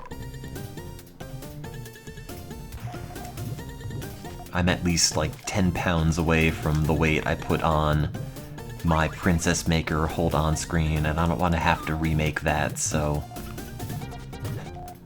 the easier solution is just to drop it. And keep in mind, that was like 3,200 calories in addition to whatever I might have been eating for dinner as well. Because I was home, which meant, you know, I was having... There was societal structure in mealtime, and I couldn't just eat peanuts and that would be it.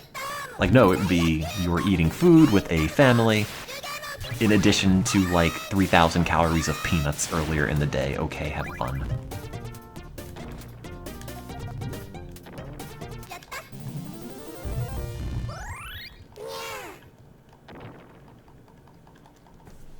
Yeah, if you stretch out the Sonic leggings, then you're just gonna have bigger the cat.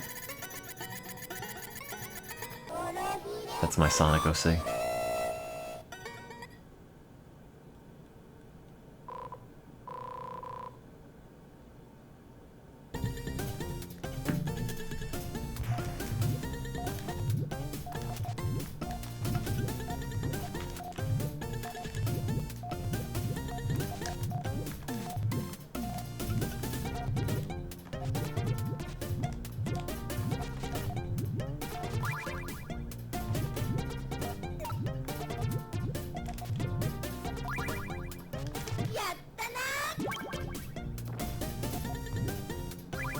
I did see Puyo Tetris. That's good to know. After I spent like, I don't remember, $60, I think, on importing that copy for the Vita.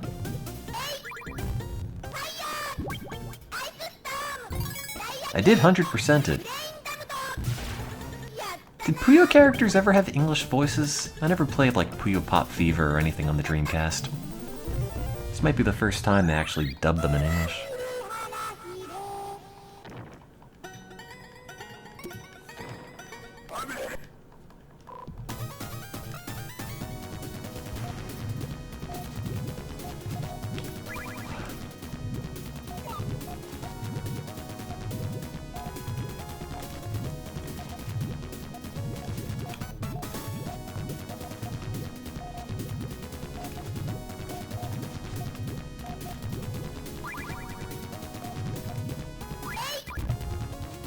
Forgetting to eat food. That was only possible for me when I was taking Wellbutrin. It didn't make me any happier in any long-term capacity, but it made you never need to eat. It was great.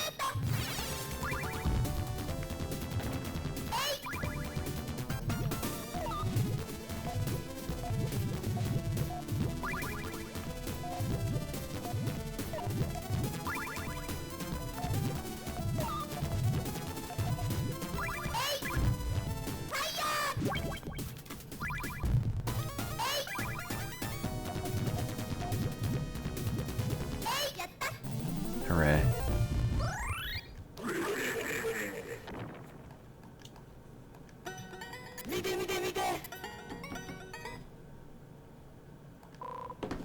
Why did I pre-order a Switch?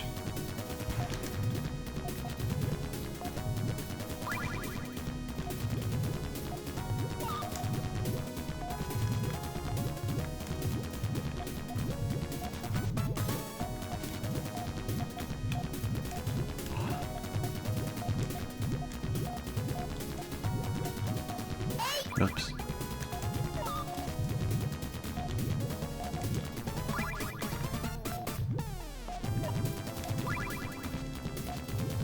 I need a blue. Now I need a green. Oh, for Christ's sake! Oh, really?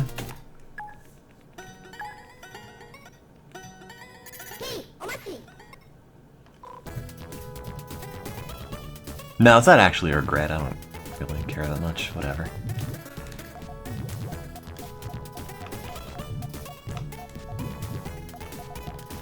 Could cancel if I need to.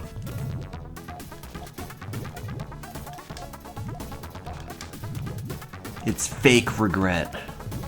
Faux regret. Which sounds like a butchering of some French word.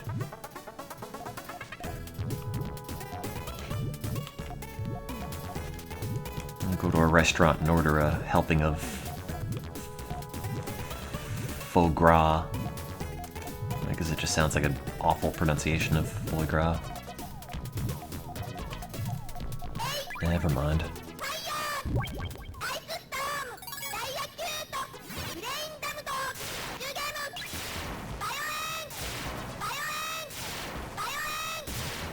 What happens when you win this game? Then I reset it and play again.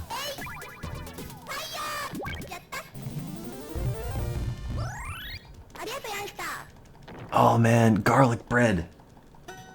It's just bread and grease, but you know what I really want that I haven't had in years? I really want a plate of mozzarella sticks. There used to be a pizza place where I used to live. It might still be there. And I would always just get mozzarella sticks, and it was great. And I don't think I've had them since. And then I wouldn't dip them in sauce because sauce as a concept is... I don't know. It's not natural. I don't really put sauce on anything unless it already came with it.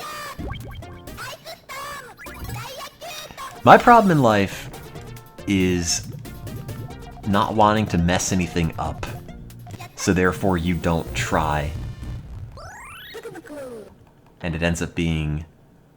There are a lot of things in life that I should and probably could have customized to enjoy better, but I never actually did it due to worry that I might make it worse. So then I never put sauce on food. Or ketchup on anything. Or syrup on pancakes. It's like, you know, it's fine as it is plain. It's stock, you know? Better resale value on these pancakes. Oops, I didn't want that at all.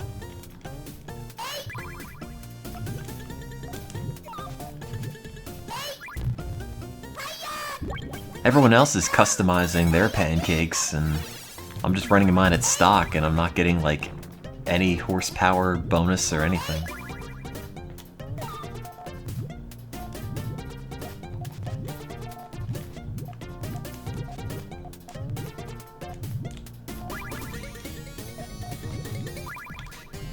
But, like, that's how I am with everything, though. Like, when I play a video game, I won't think, yeah, I'm gonna give this character a great, hilarious, clever name, or anything like that. It's just... default name. The end. I can't come up with anything for this, so I'm just gonna use whatever it came with by default. There. Now I don't have to worry about hating it, because it's what came with the game. Decision was already made. Or, I'll play Tony Hawk, and I will just play the character Tony Hawk, and that's it, because there's no interest in trying anyone else. It's just stick with the default.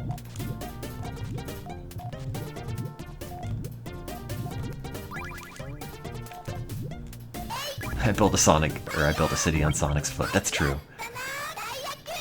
I did that for entertainment. If I were actually playing that game for myself, I probably would not have made a city in the shape of Sonic the Hedgehog.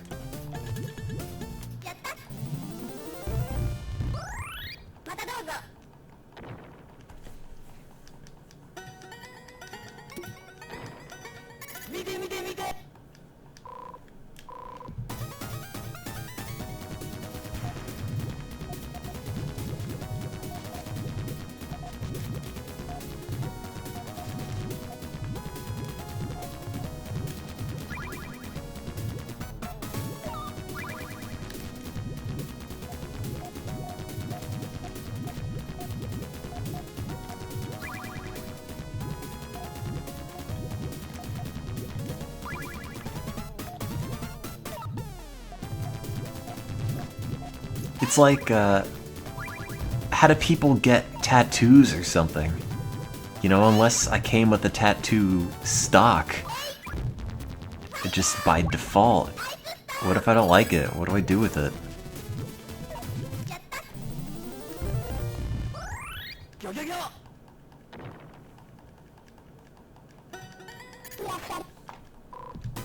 I'm not getting a tattoo. Just... it's the only thing I can think of. But it's like I'll play a Pokemon game and I'll name my character Ash. Or, I don't know, I'm trying to think of other video games where you name dudes. Every one of my Zelda saves is just called Link. If I have a second Zelda save, it is called Link 2.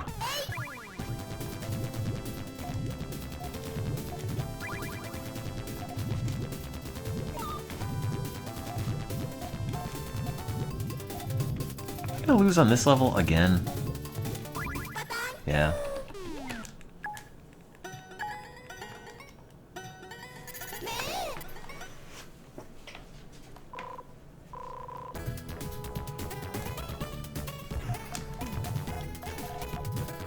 I did name the Persona 4 protag after myself, which made things kind of strange because here's a bunch of Japanese people and then this super Italian name, but whatever. I'm the transfer student. They never said where I transferred from, except the city.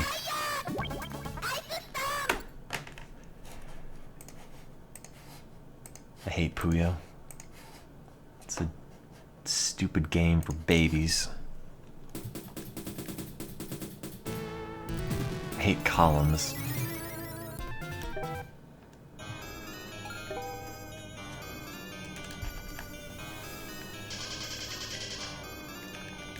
Oh no, I found a strange spider. Is this B? What are the buttons mapped to on this? Yeah.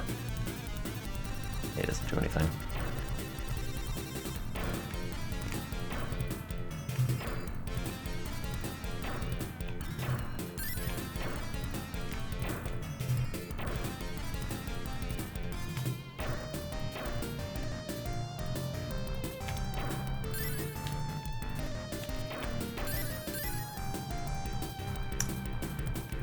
Trying to figure out how to be better at this game, and... oh, that's right, you get to the top on any side and you lose.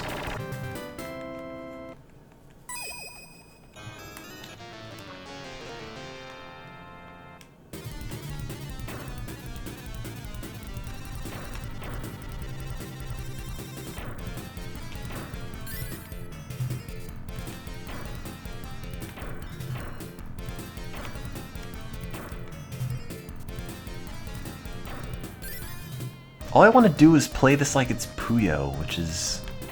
I don't think how it's designed to be played.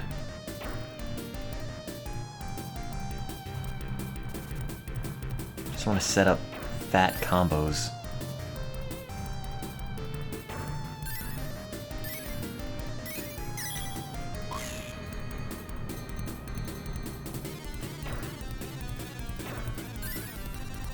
Oh. You took my piece from me. That's not cool.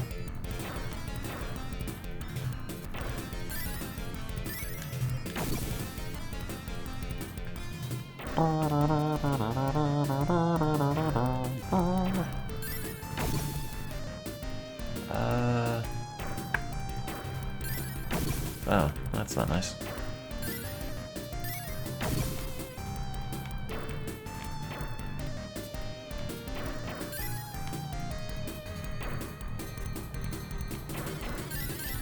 The music's okay.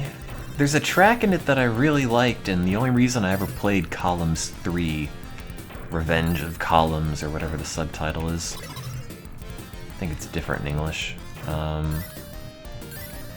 Is because I found one track on YouTube that I really, really liked. And then I only found out, oh, it's the credits theme. I kept waiting for it to appear in-game, and it never did. Which is a shame. It is a really good piece of music. Oh, god damn it! Didn't want that.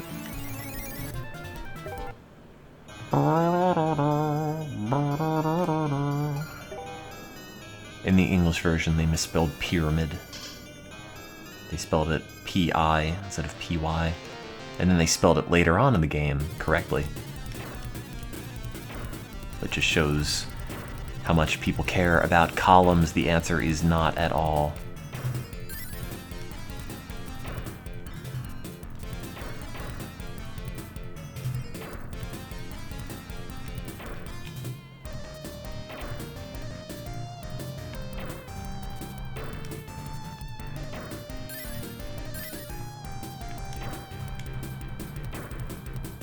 Wait, did I put that there? Crap.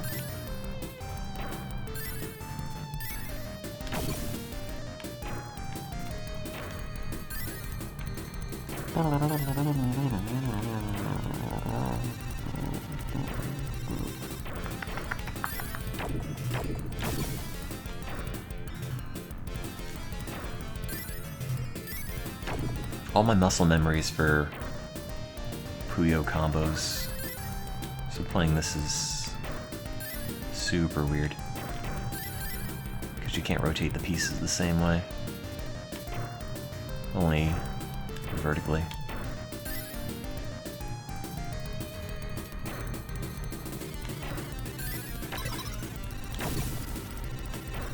What do I have the most of? Whatever.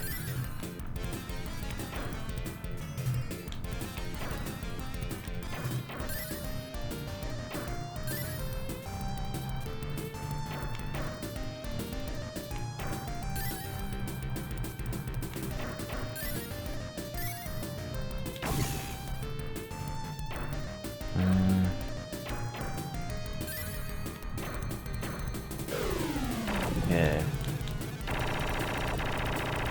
Well, it's like a weird poor man's Puyo in terms of how it looks. Like the characters aren't charming and the backgrounds and everything are just kind of like Puyo but pared down.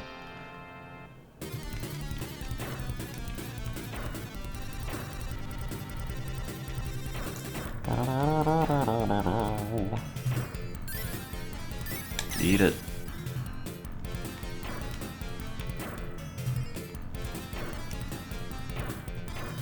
Oh, it's orange. I thought it was yellow. I'm gonna lose it.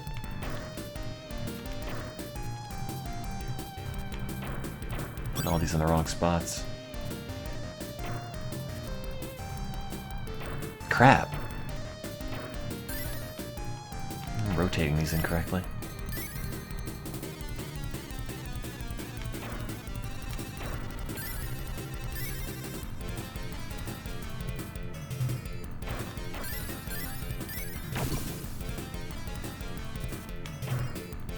Nope.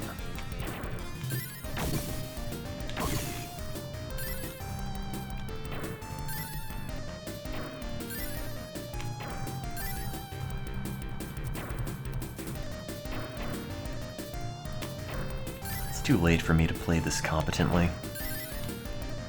And I'm not really good at columns in general. Really? No chain from that? I think there would be, given how many pieces moved.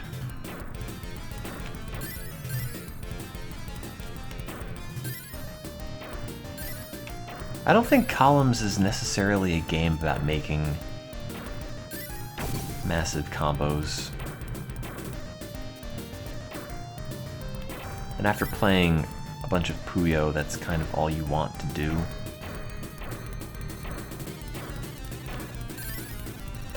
And it's just not the point. Yay.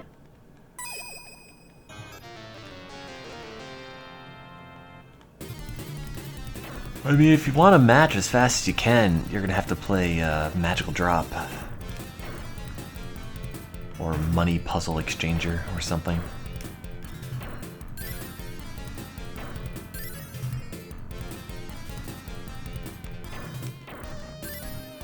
Which is different, because that's a lot more frantic than it is, like, tactical.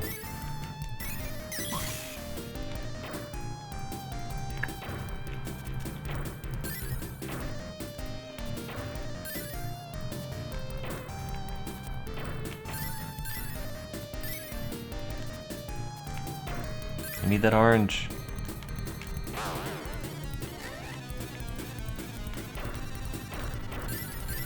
Eat it.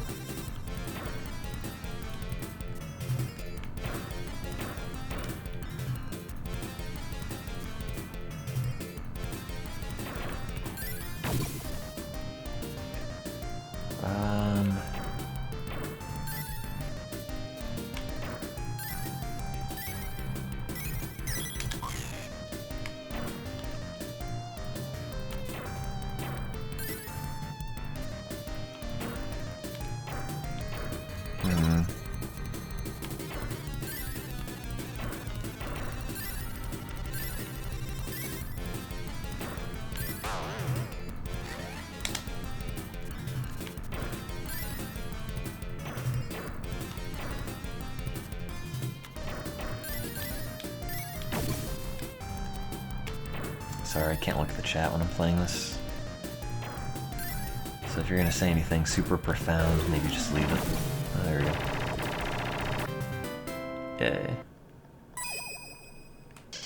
I did it.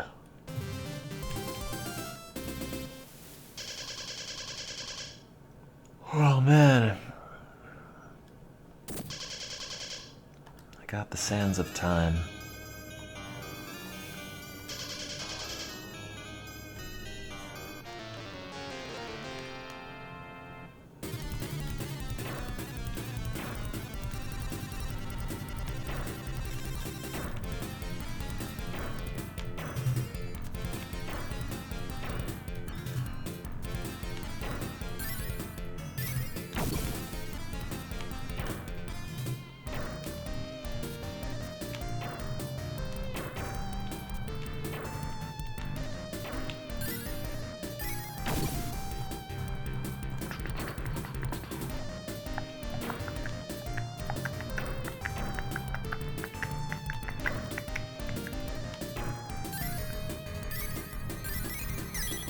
Eat it.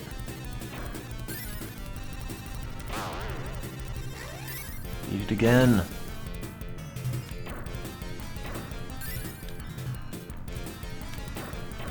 I don't know if the different colored shiny bits that you match have different effects or not.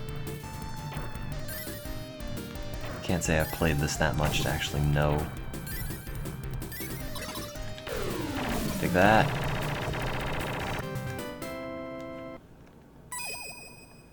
Because the characters in this are not good looking. Also, it's a bat. Like, who cares if they flip it upside down? I thought bats were upside down most of the time anyway. Doesn't really seem like a very effective strategy.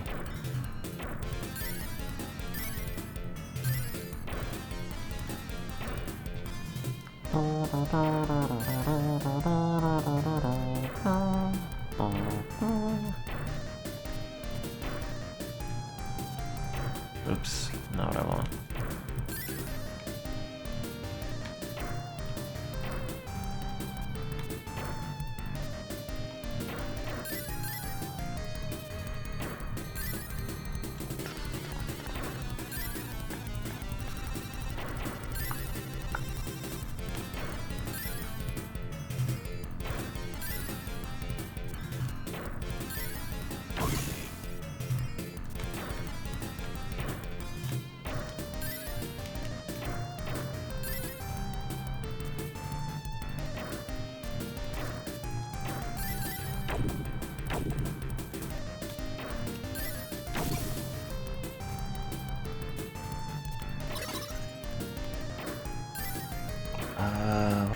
most of. Not blues, but whatever. Damn. That'll do it.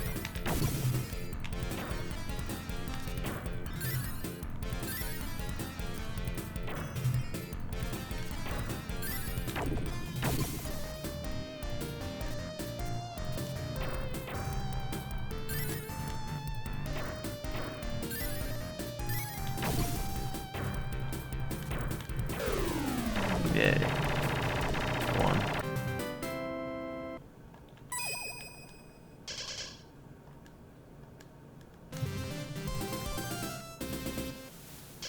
I'm the best at video games. Oh man.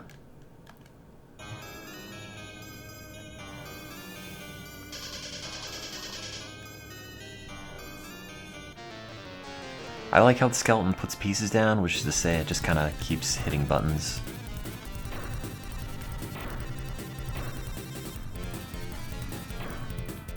But that's just somebody's alt account.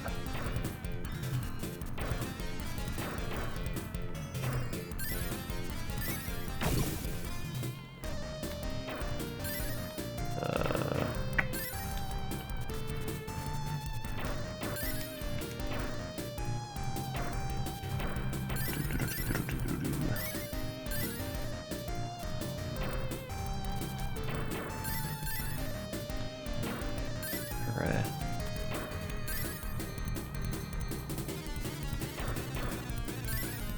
Oh. I was using that piece. It's in every account, someone's alt account. I mean, if you want to get philosophical about it, sure.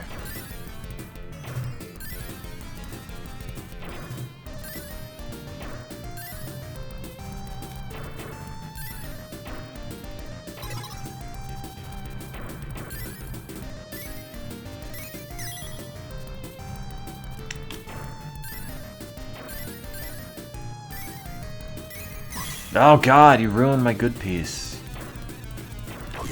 Broke my shiny.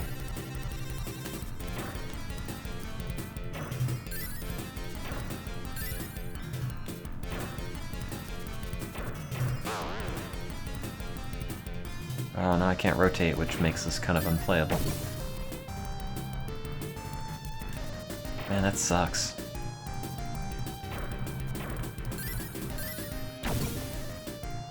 I mean, they might as well just take the controller out of your hands, because you can't do anything.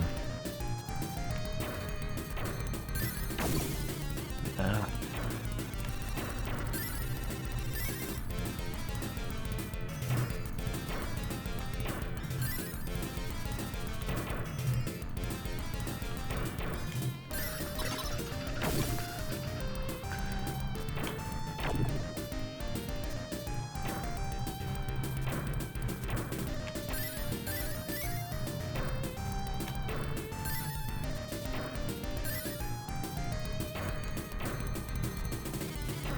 I think I lost. Oh no, we are still in.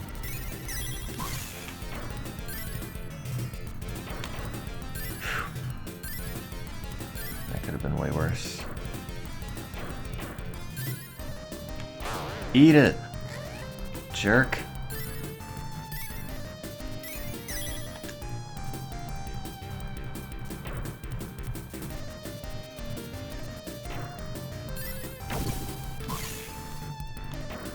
Messed that up big time.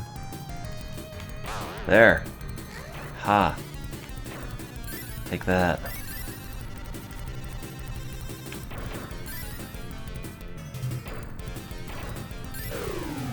Hooray.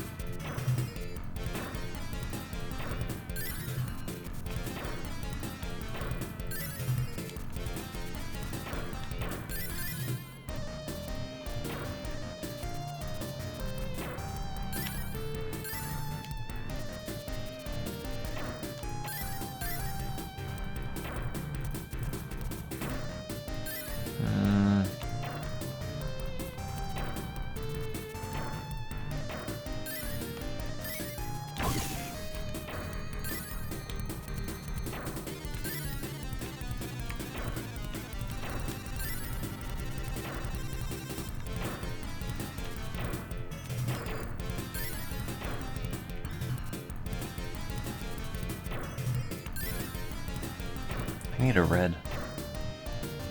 That doesn't have a purple.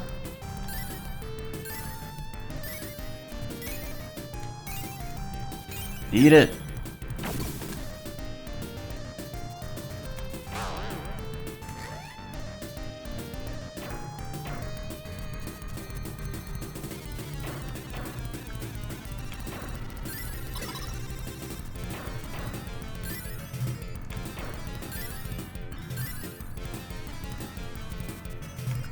I like how they give you that multi-clear piece. To me, it just signifies a real weakness in game design, where it's like, yeah, we know the player's gonna have a bunch of pieces they don't know what to do with, so let's just give them a piece that clears it all out and lets them start fresh, like midway through the round, because this game kinda sucks in terms of keeping your head above water, because stuff's just gonna pile up, because you're not equipped well enough to deal with any of it. Give you a big ol' eraser.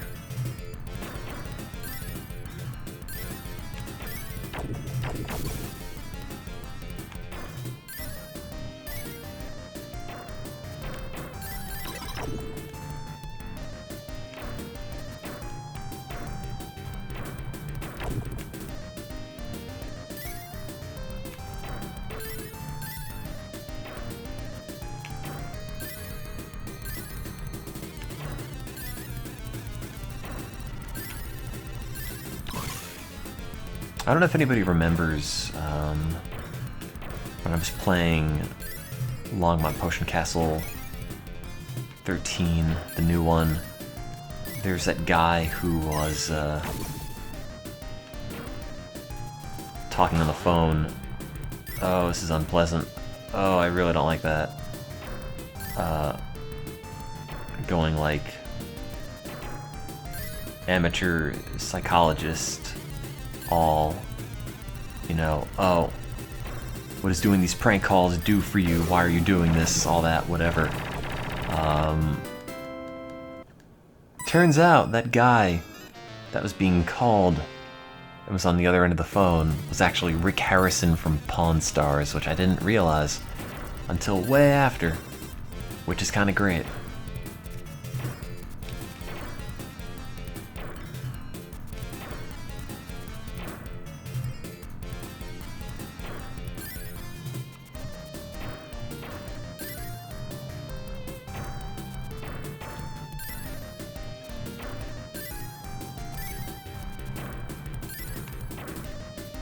Yeah, it is.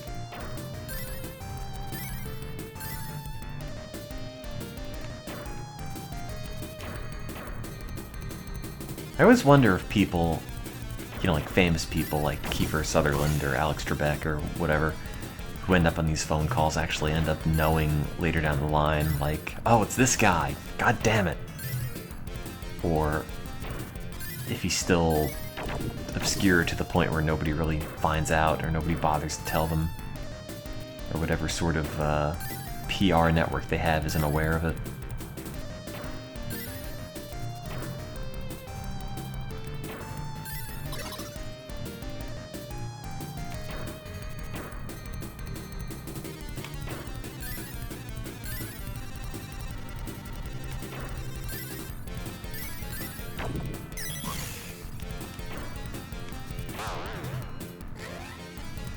I ordered a Longmont Potion Castle t-shirt. I wanted the black one, but unfortunately they were out when I made that order, so they had to email me back and say, oh, well, we don't have this in stock anymore, take this other one. So now I have a purple Longmont Potion Castle t-shirt. Oh, I got a magic stone. Also, they sent me an album to make up for the fact I didn't get the shirt that I wanted. Mike Jorgensen Ultimate, 2003 to 2015. It's like 14 tracks of... I have no idea. It's not prank calling, it's just music, and I guess they're under the same label. Whatever you could possibly call it.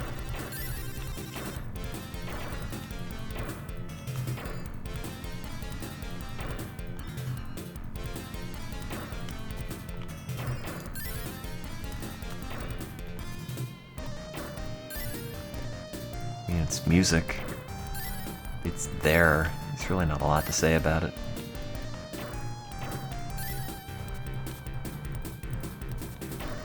Yeah, that's Longmont Potion Castle. It's the guy we're talking about.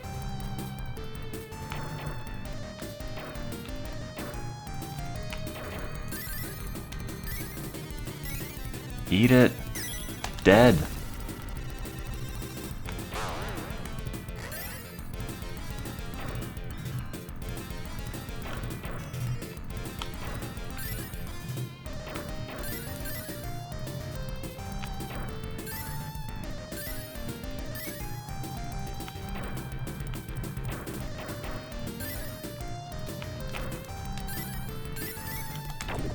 Take that.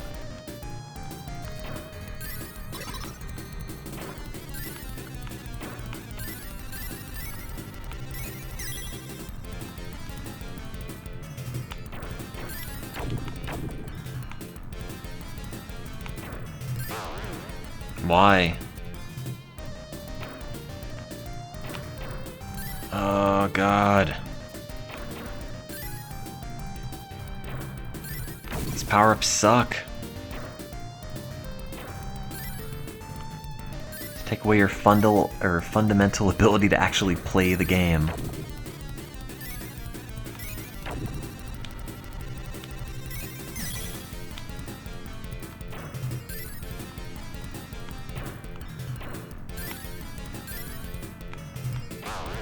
There. Like, I bet the computer doesn't even play any worse when it's upside down. I mean, it's a computer. It's got a cyber brain.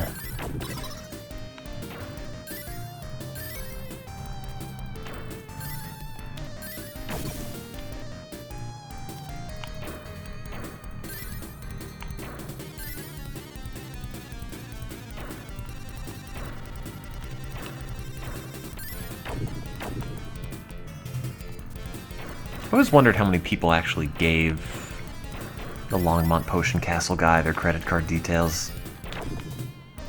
Or what he does in that case. Like, oh no, ma'am, I'm sorry, this is a joke. You didn't actually order 40 Chinese bowling balls from the Ho-Ho house.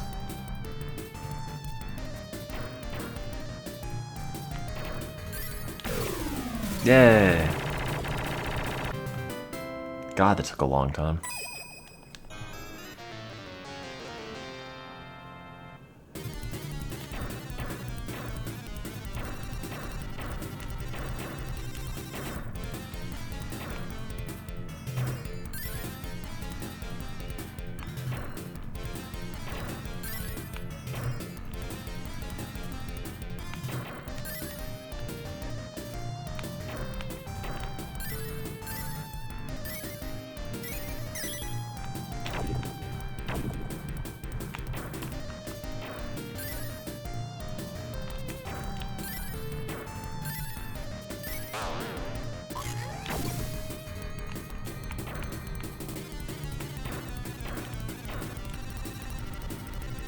I wonder if there's a way to fake out the AI to like pop the special at a very specific time so it just loses immediately.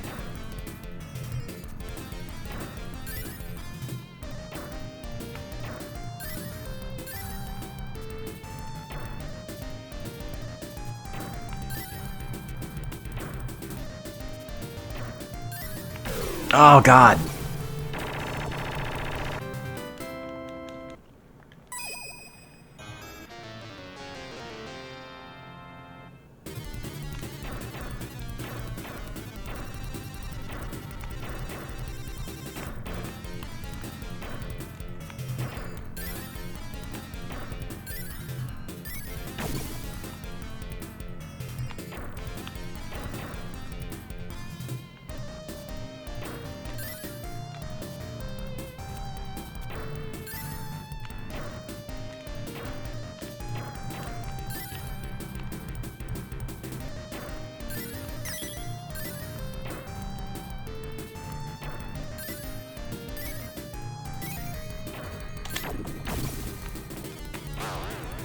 Eat it. Take that. Ha. This is not really a very good game.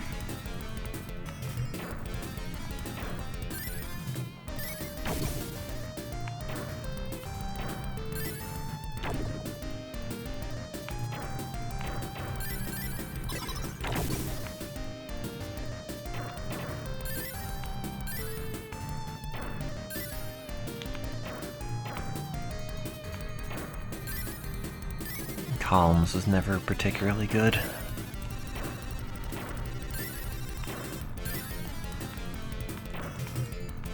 Oh, God.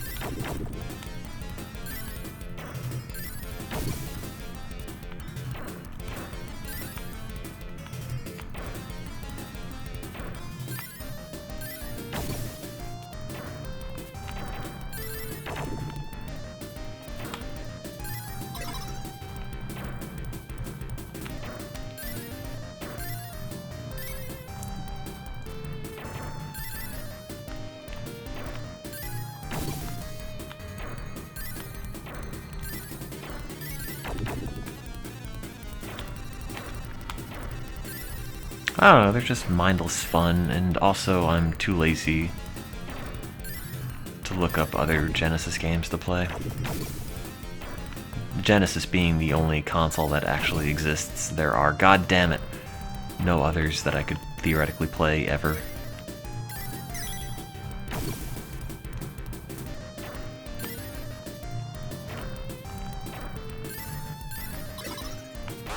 Take that.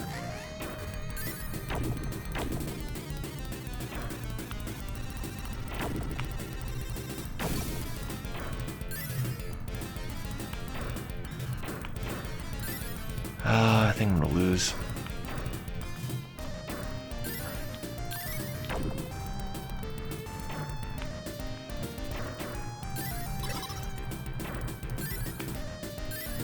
Oh, now we're good.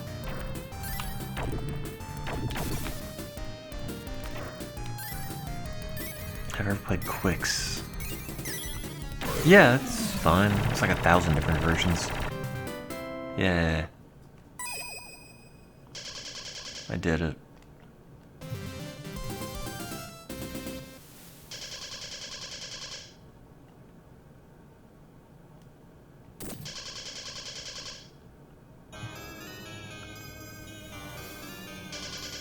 That's a really bad looking ghost.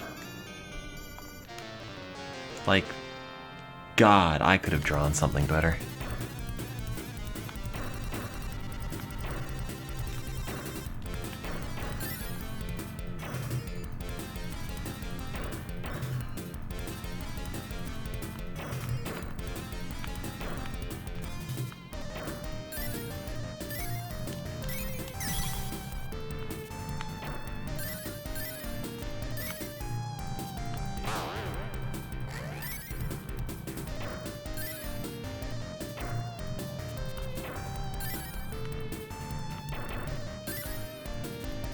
Yeah, well, screw the ghost. It sucks.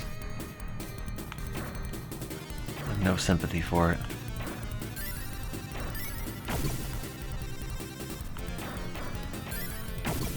Well, my piece.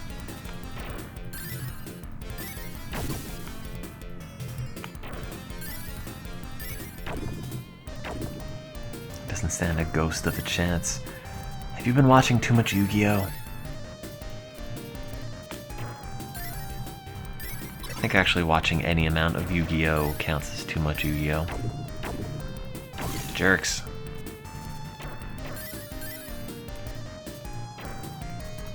Any non-zero amount of Yu-Gi-Oh is not healthy.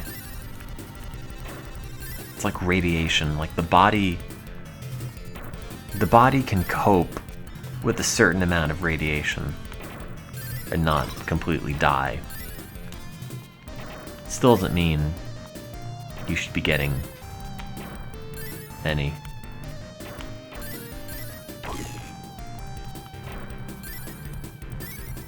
Oh no. This game hurts my thumb.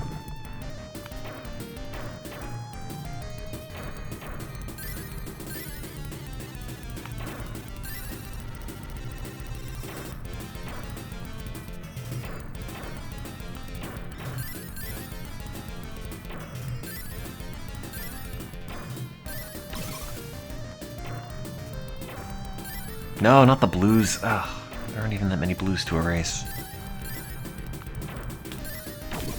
What a waste. What am I doing? I'm tired. My sleep is all screwed up.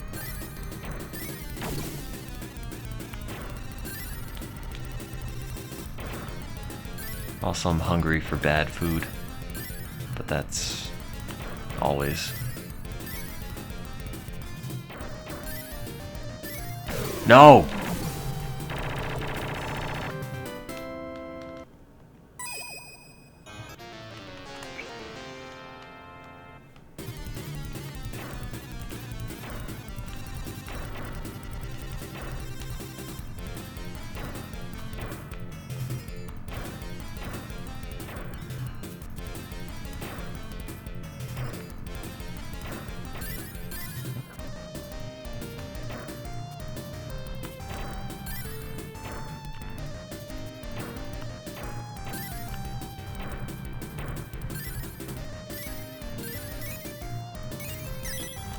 Die.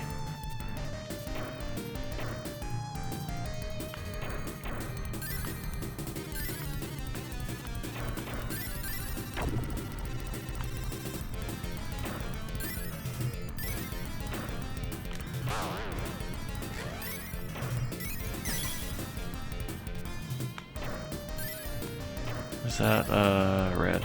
There. Take it again. Oh crap, what'd I do?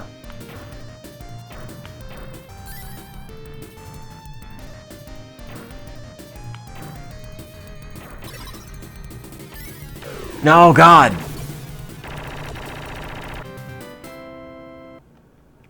That thing is hideous.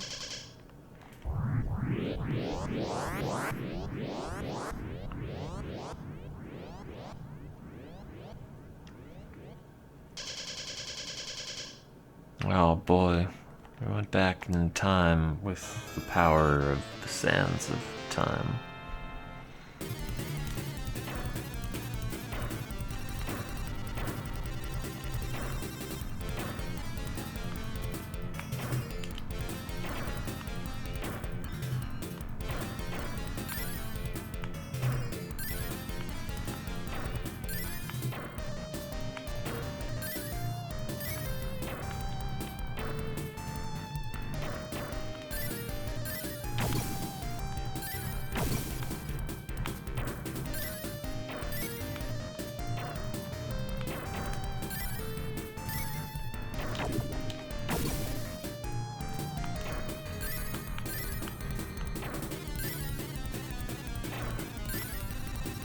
Did Yu-Gi-Oh ever, like, end?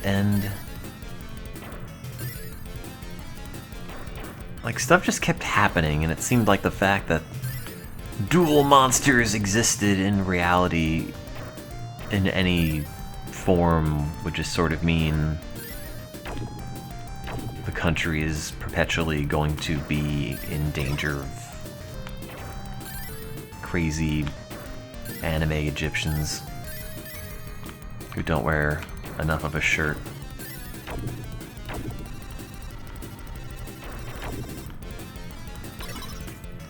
Did they put Dan Green back in his box or puzzle? Or does he just like live outside now, eating jelly donuts with the crew?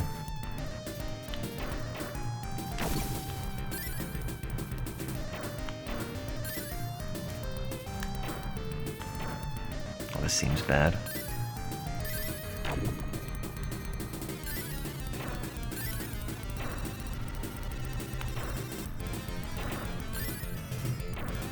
No. Whatever happened to Dan Green? I haven't heard his name recently.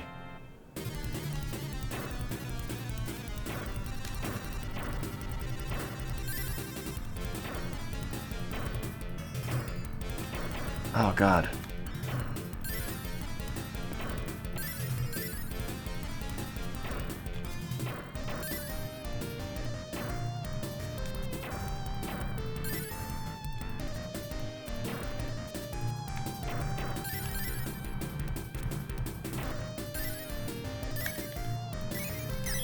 Eat it.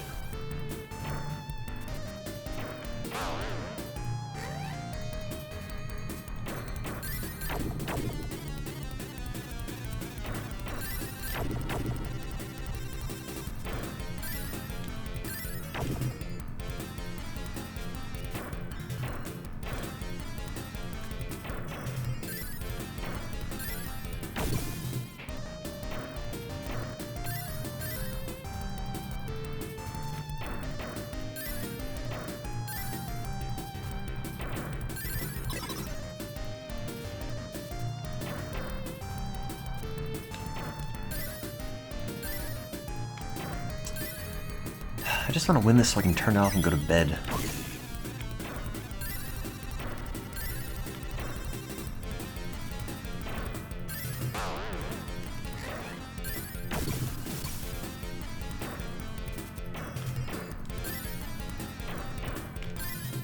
I'm close.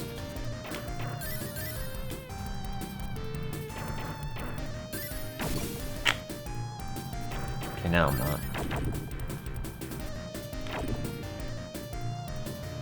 If I kept wailing on him, I might have had a chance. But he recovered.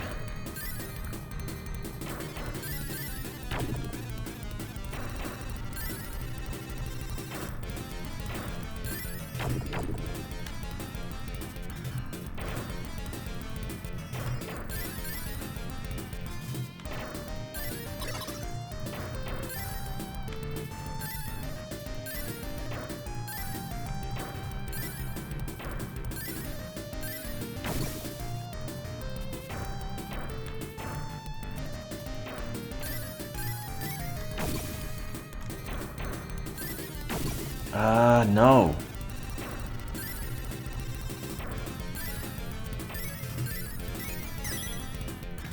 Eat it.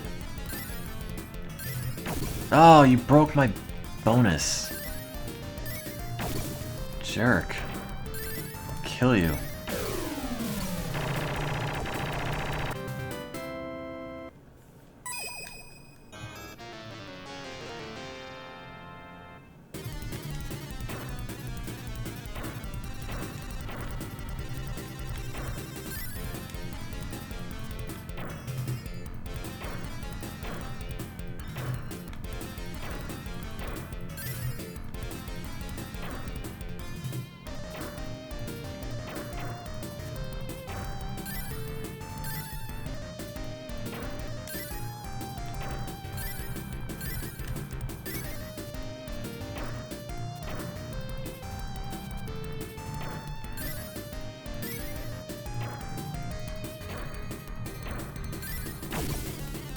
So,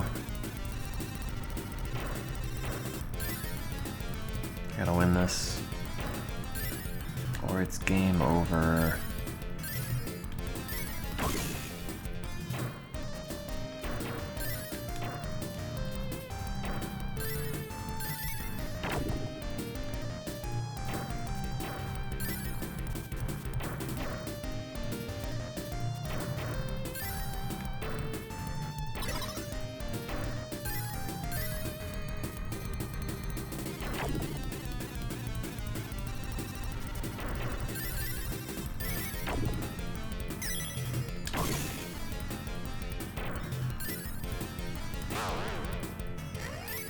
Take that. And that. Yes! Eat it, ghost.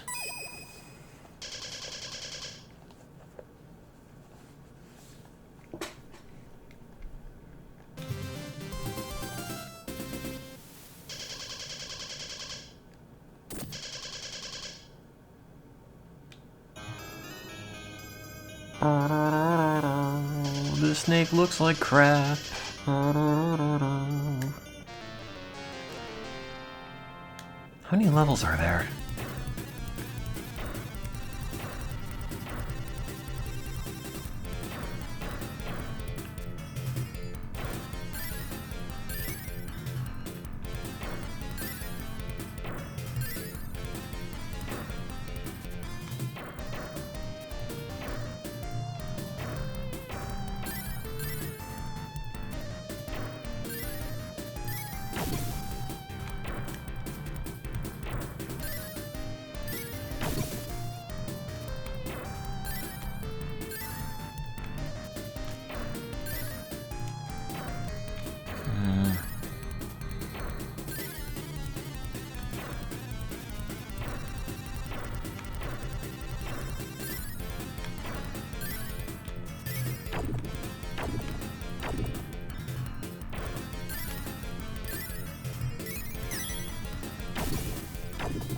Did I destroy a shiny piece?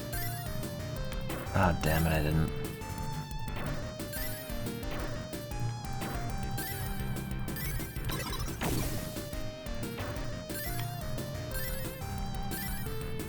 Okay, he's not gonna hit it though, it's too far away. Ah!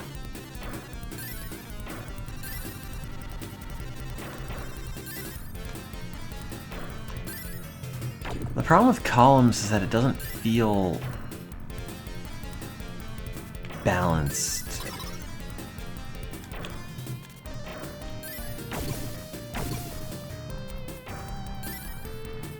Like, it's a lot of screwing the other guy over repeatedly.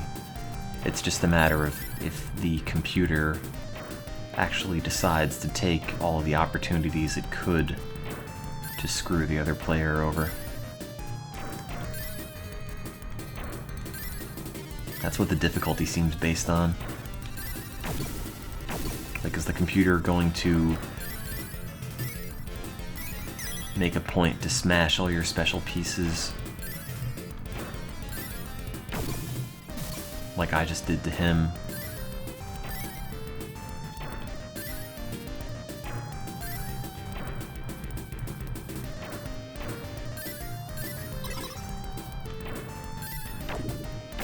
Ah, oh, damn it.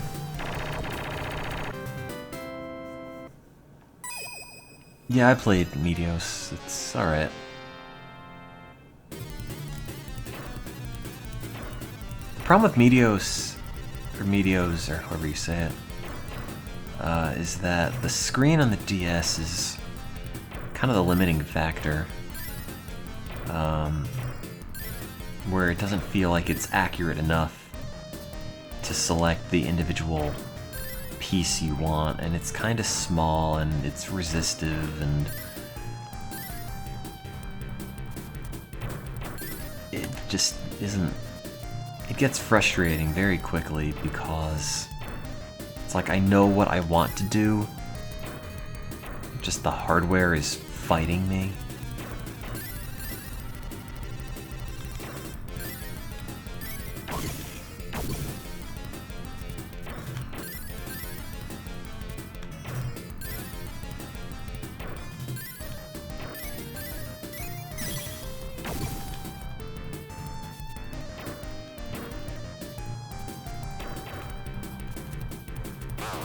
Take that. Now the computer can't see what color anything is, but it's a computer, so it probably wasn't seeing that anyway.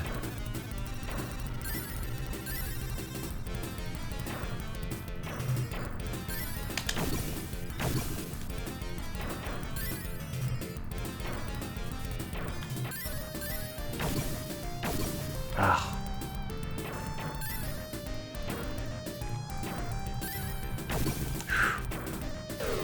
Ah, just barely. Gross.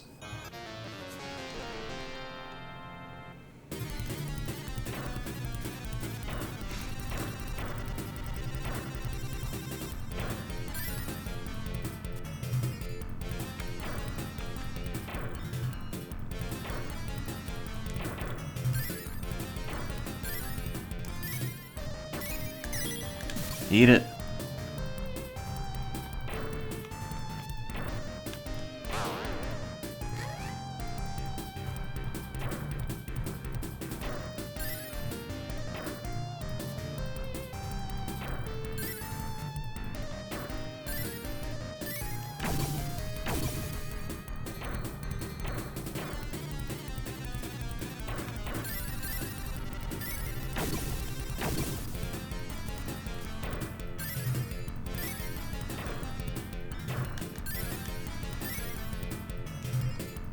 Also, because the opponent can pop the thing that puts up those spaces at the bottom of my screen and takes them off the bottom of his at pretty much any time,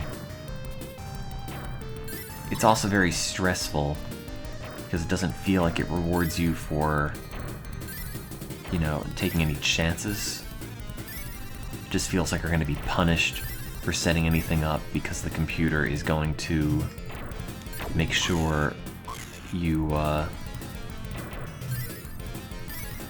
you know, get the thing you're working on totally destroyed instead of playing defensively.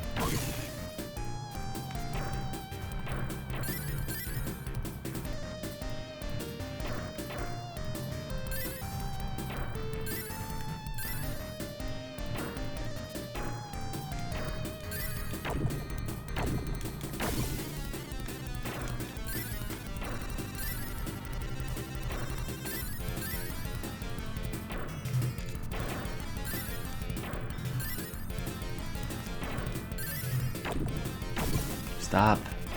Also, it seems like whenever I hit my thing, the computer's like, oh yeah, I have that too, I'm gonna hit mine. And then we just end up like trading. Which isn't really very productive for anybody. See, just like that, I used mine, he used his.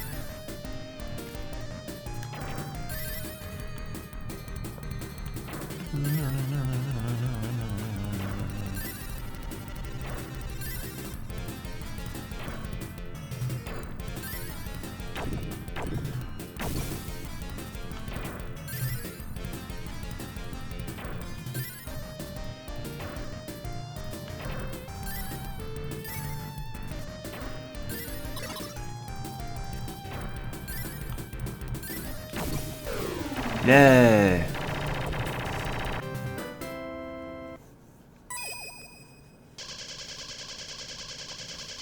This is as far as I got.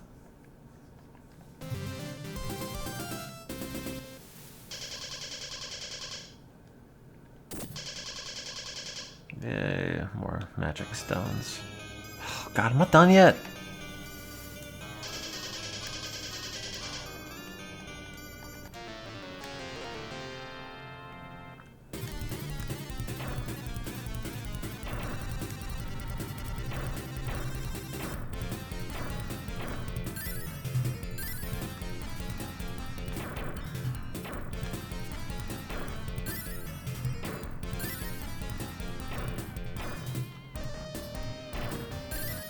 You're right, I will never be done.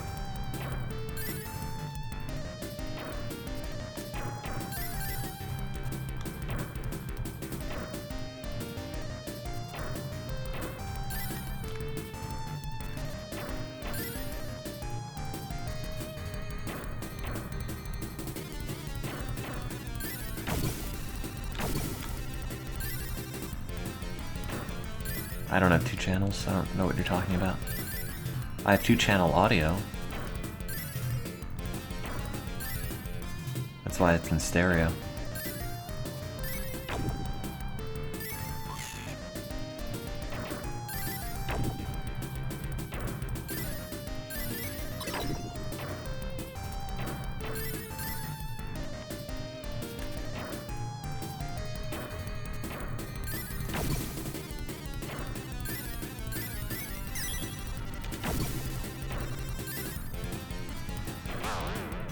Take that. Eat it.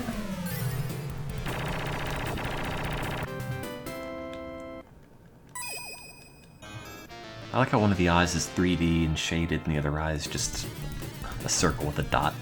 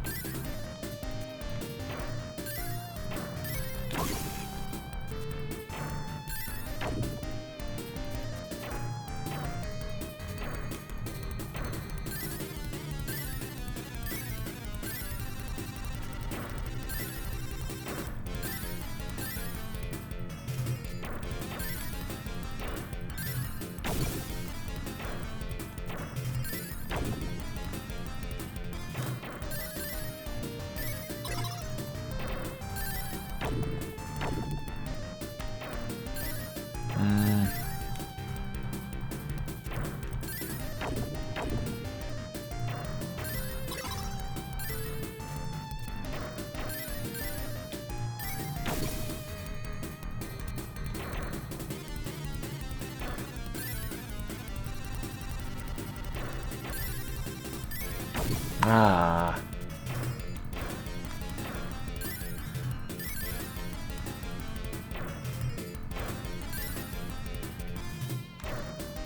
Wait, what was that about? Why'd I put that there?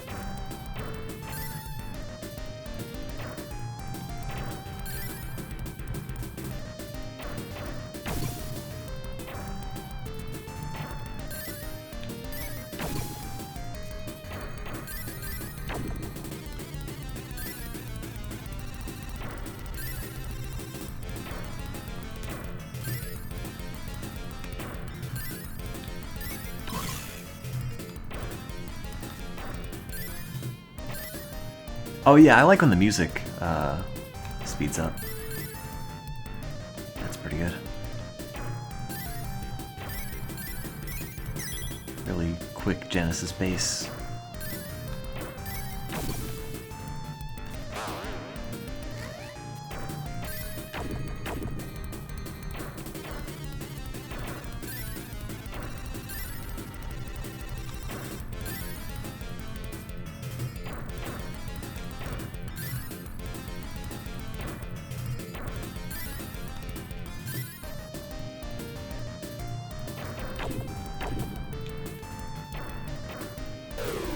Ah, just barely. Yay.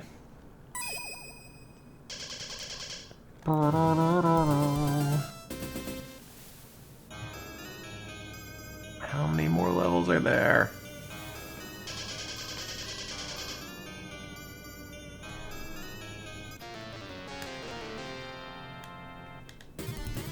I'm assuming you can tell which one's the last level by the music. Ideally changing, but who can tell?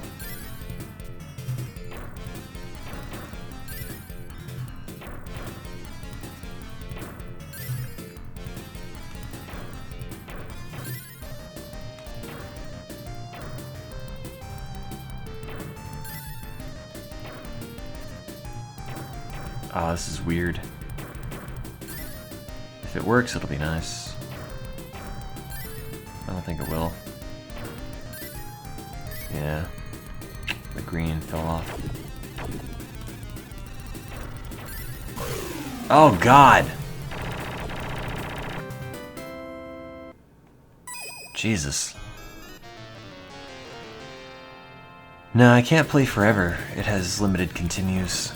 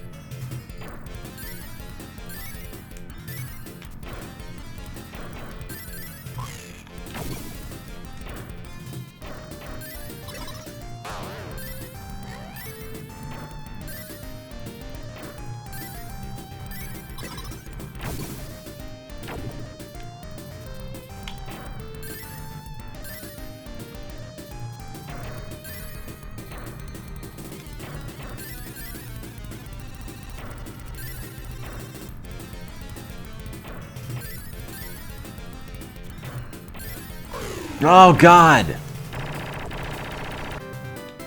I could make a save state, but I don't really care. Not that much.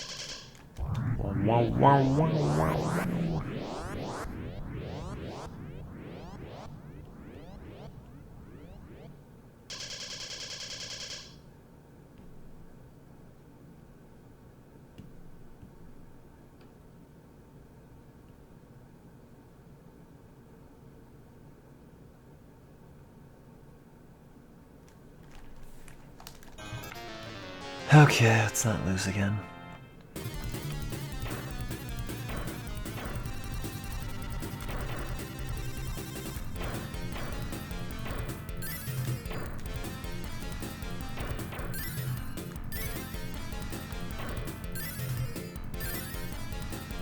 What did he say to me? What part? I wasn't reading. I was checking Twitter.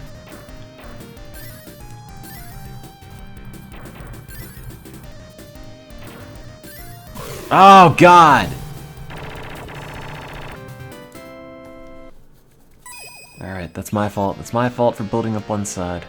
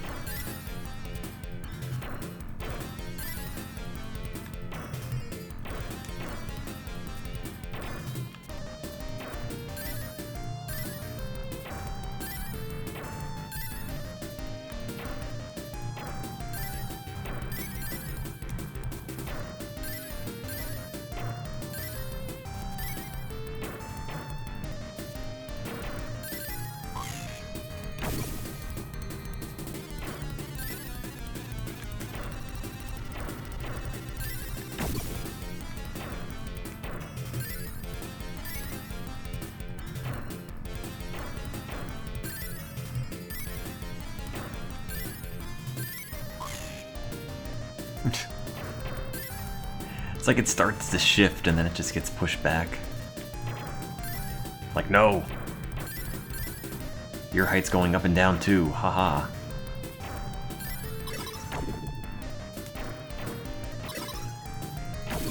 Really? You're gonna take that away from me?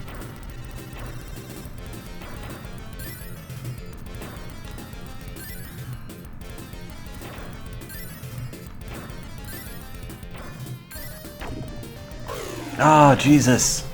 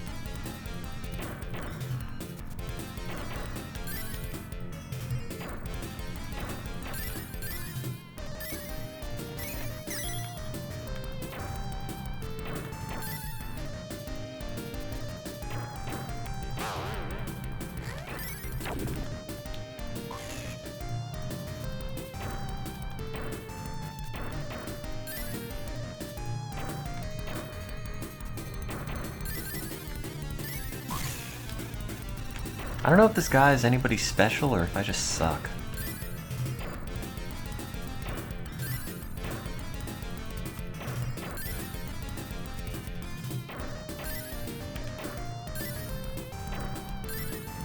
Probably the latter.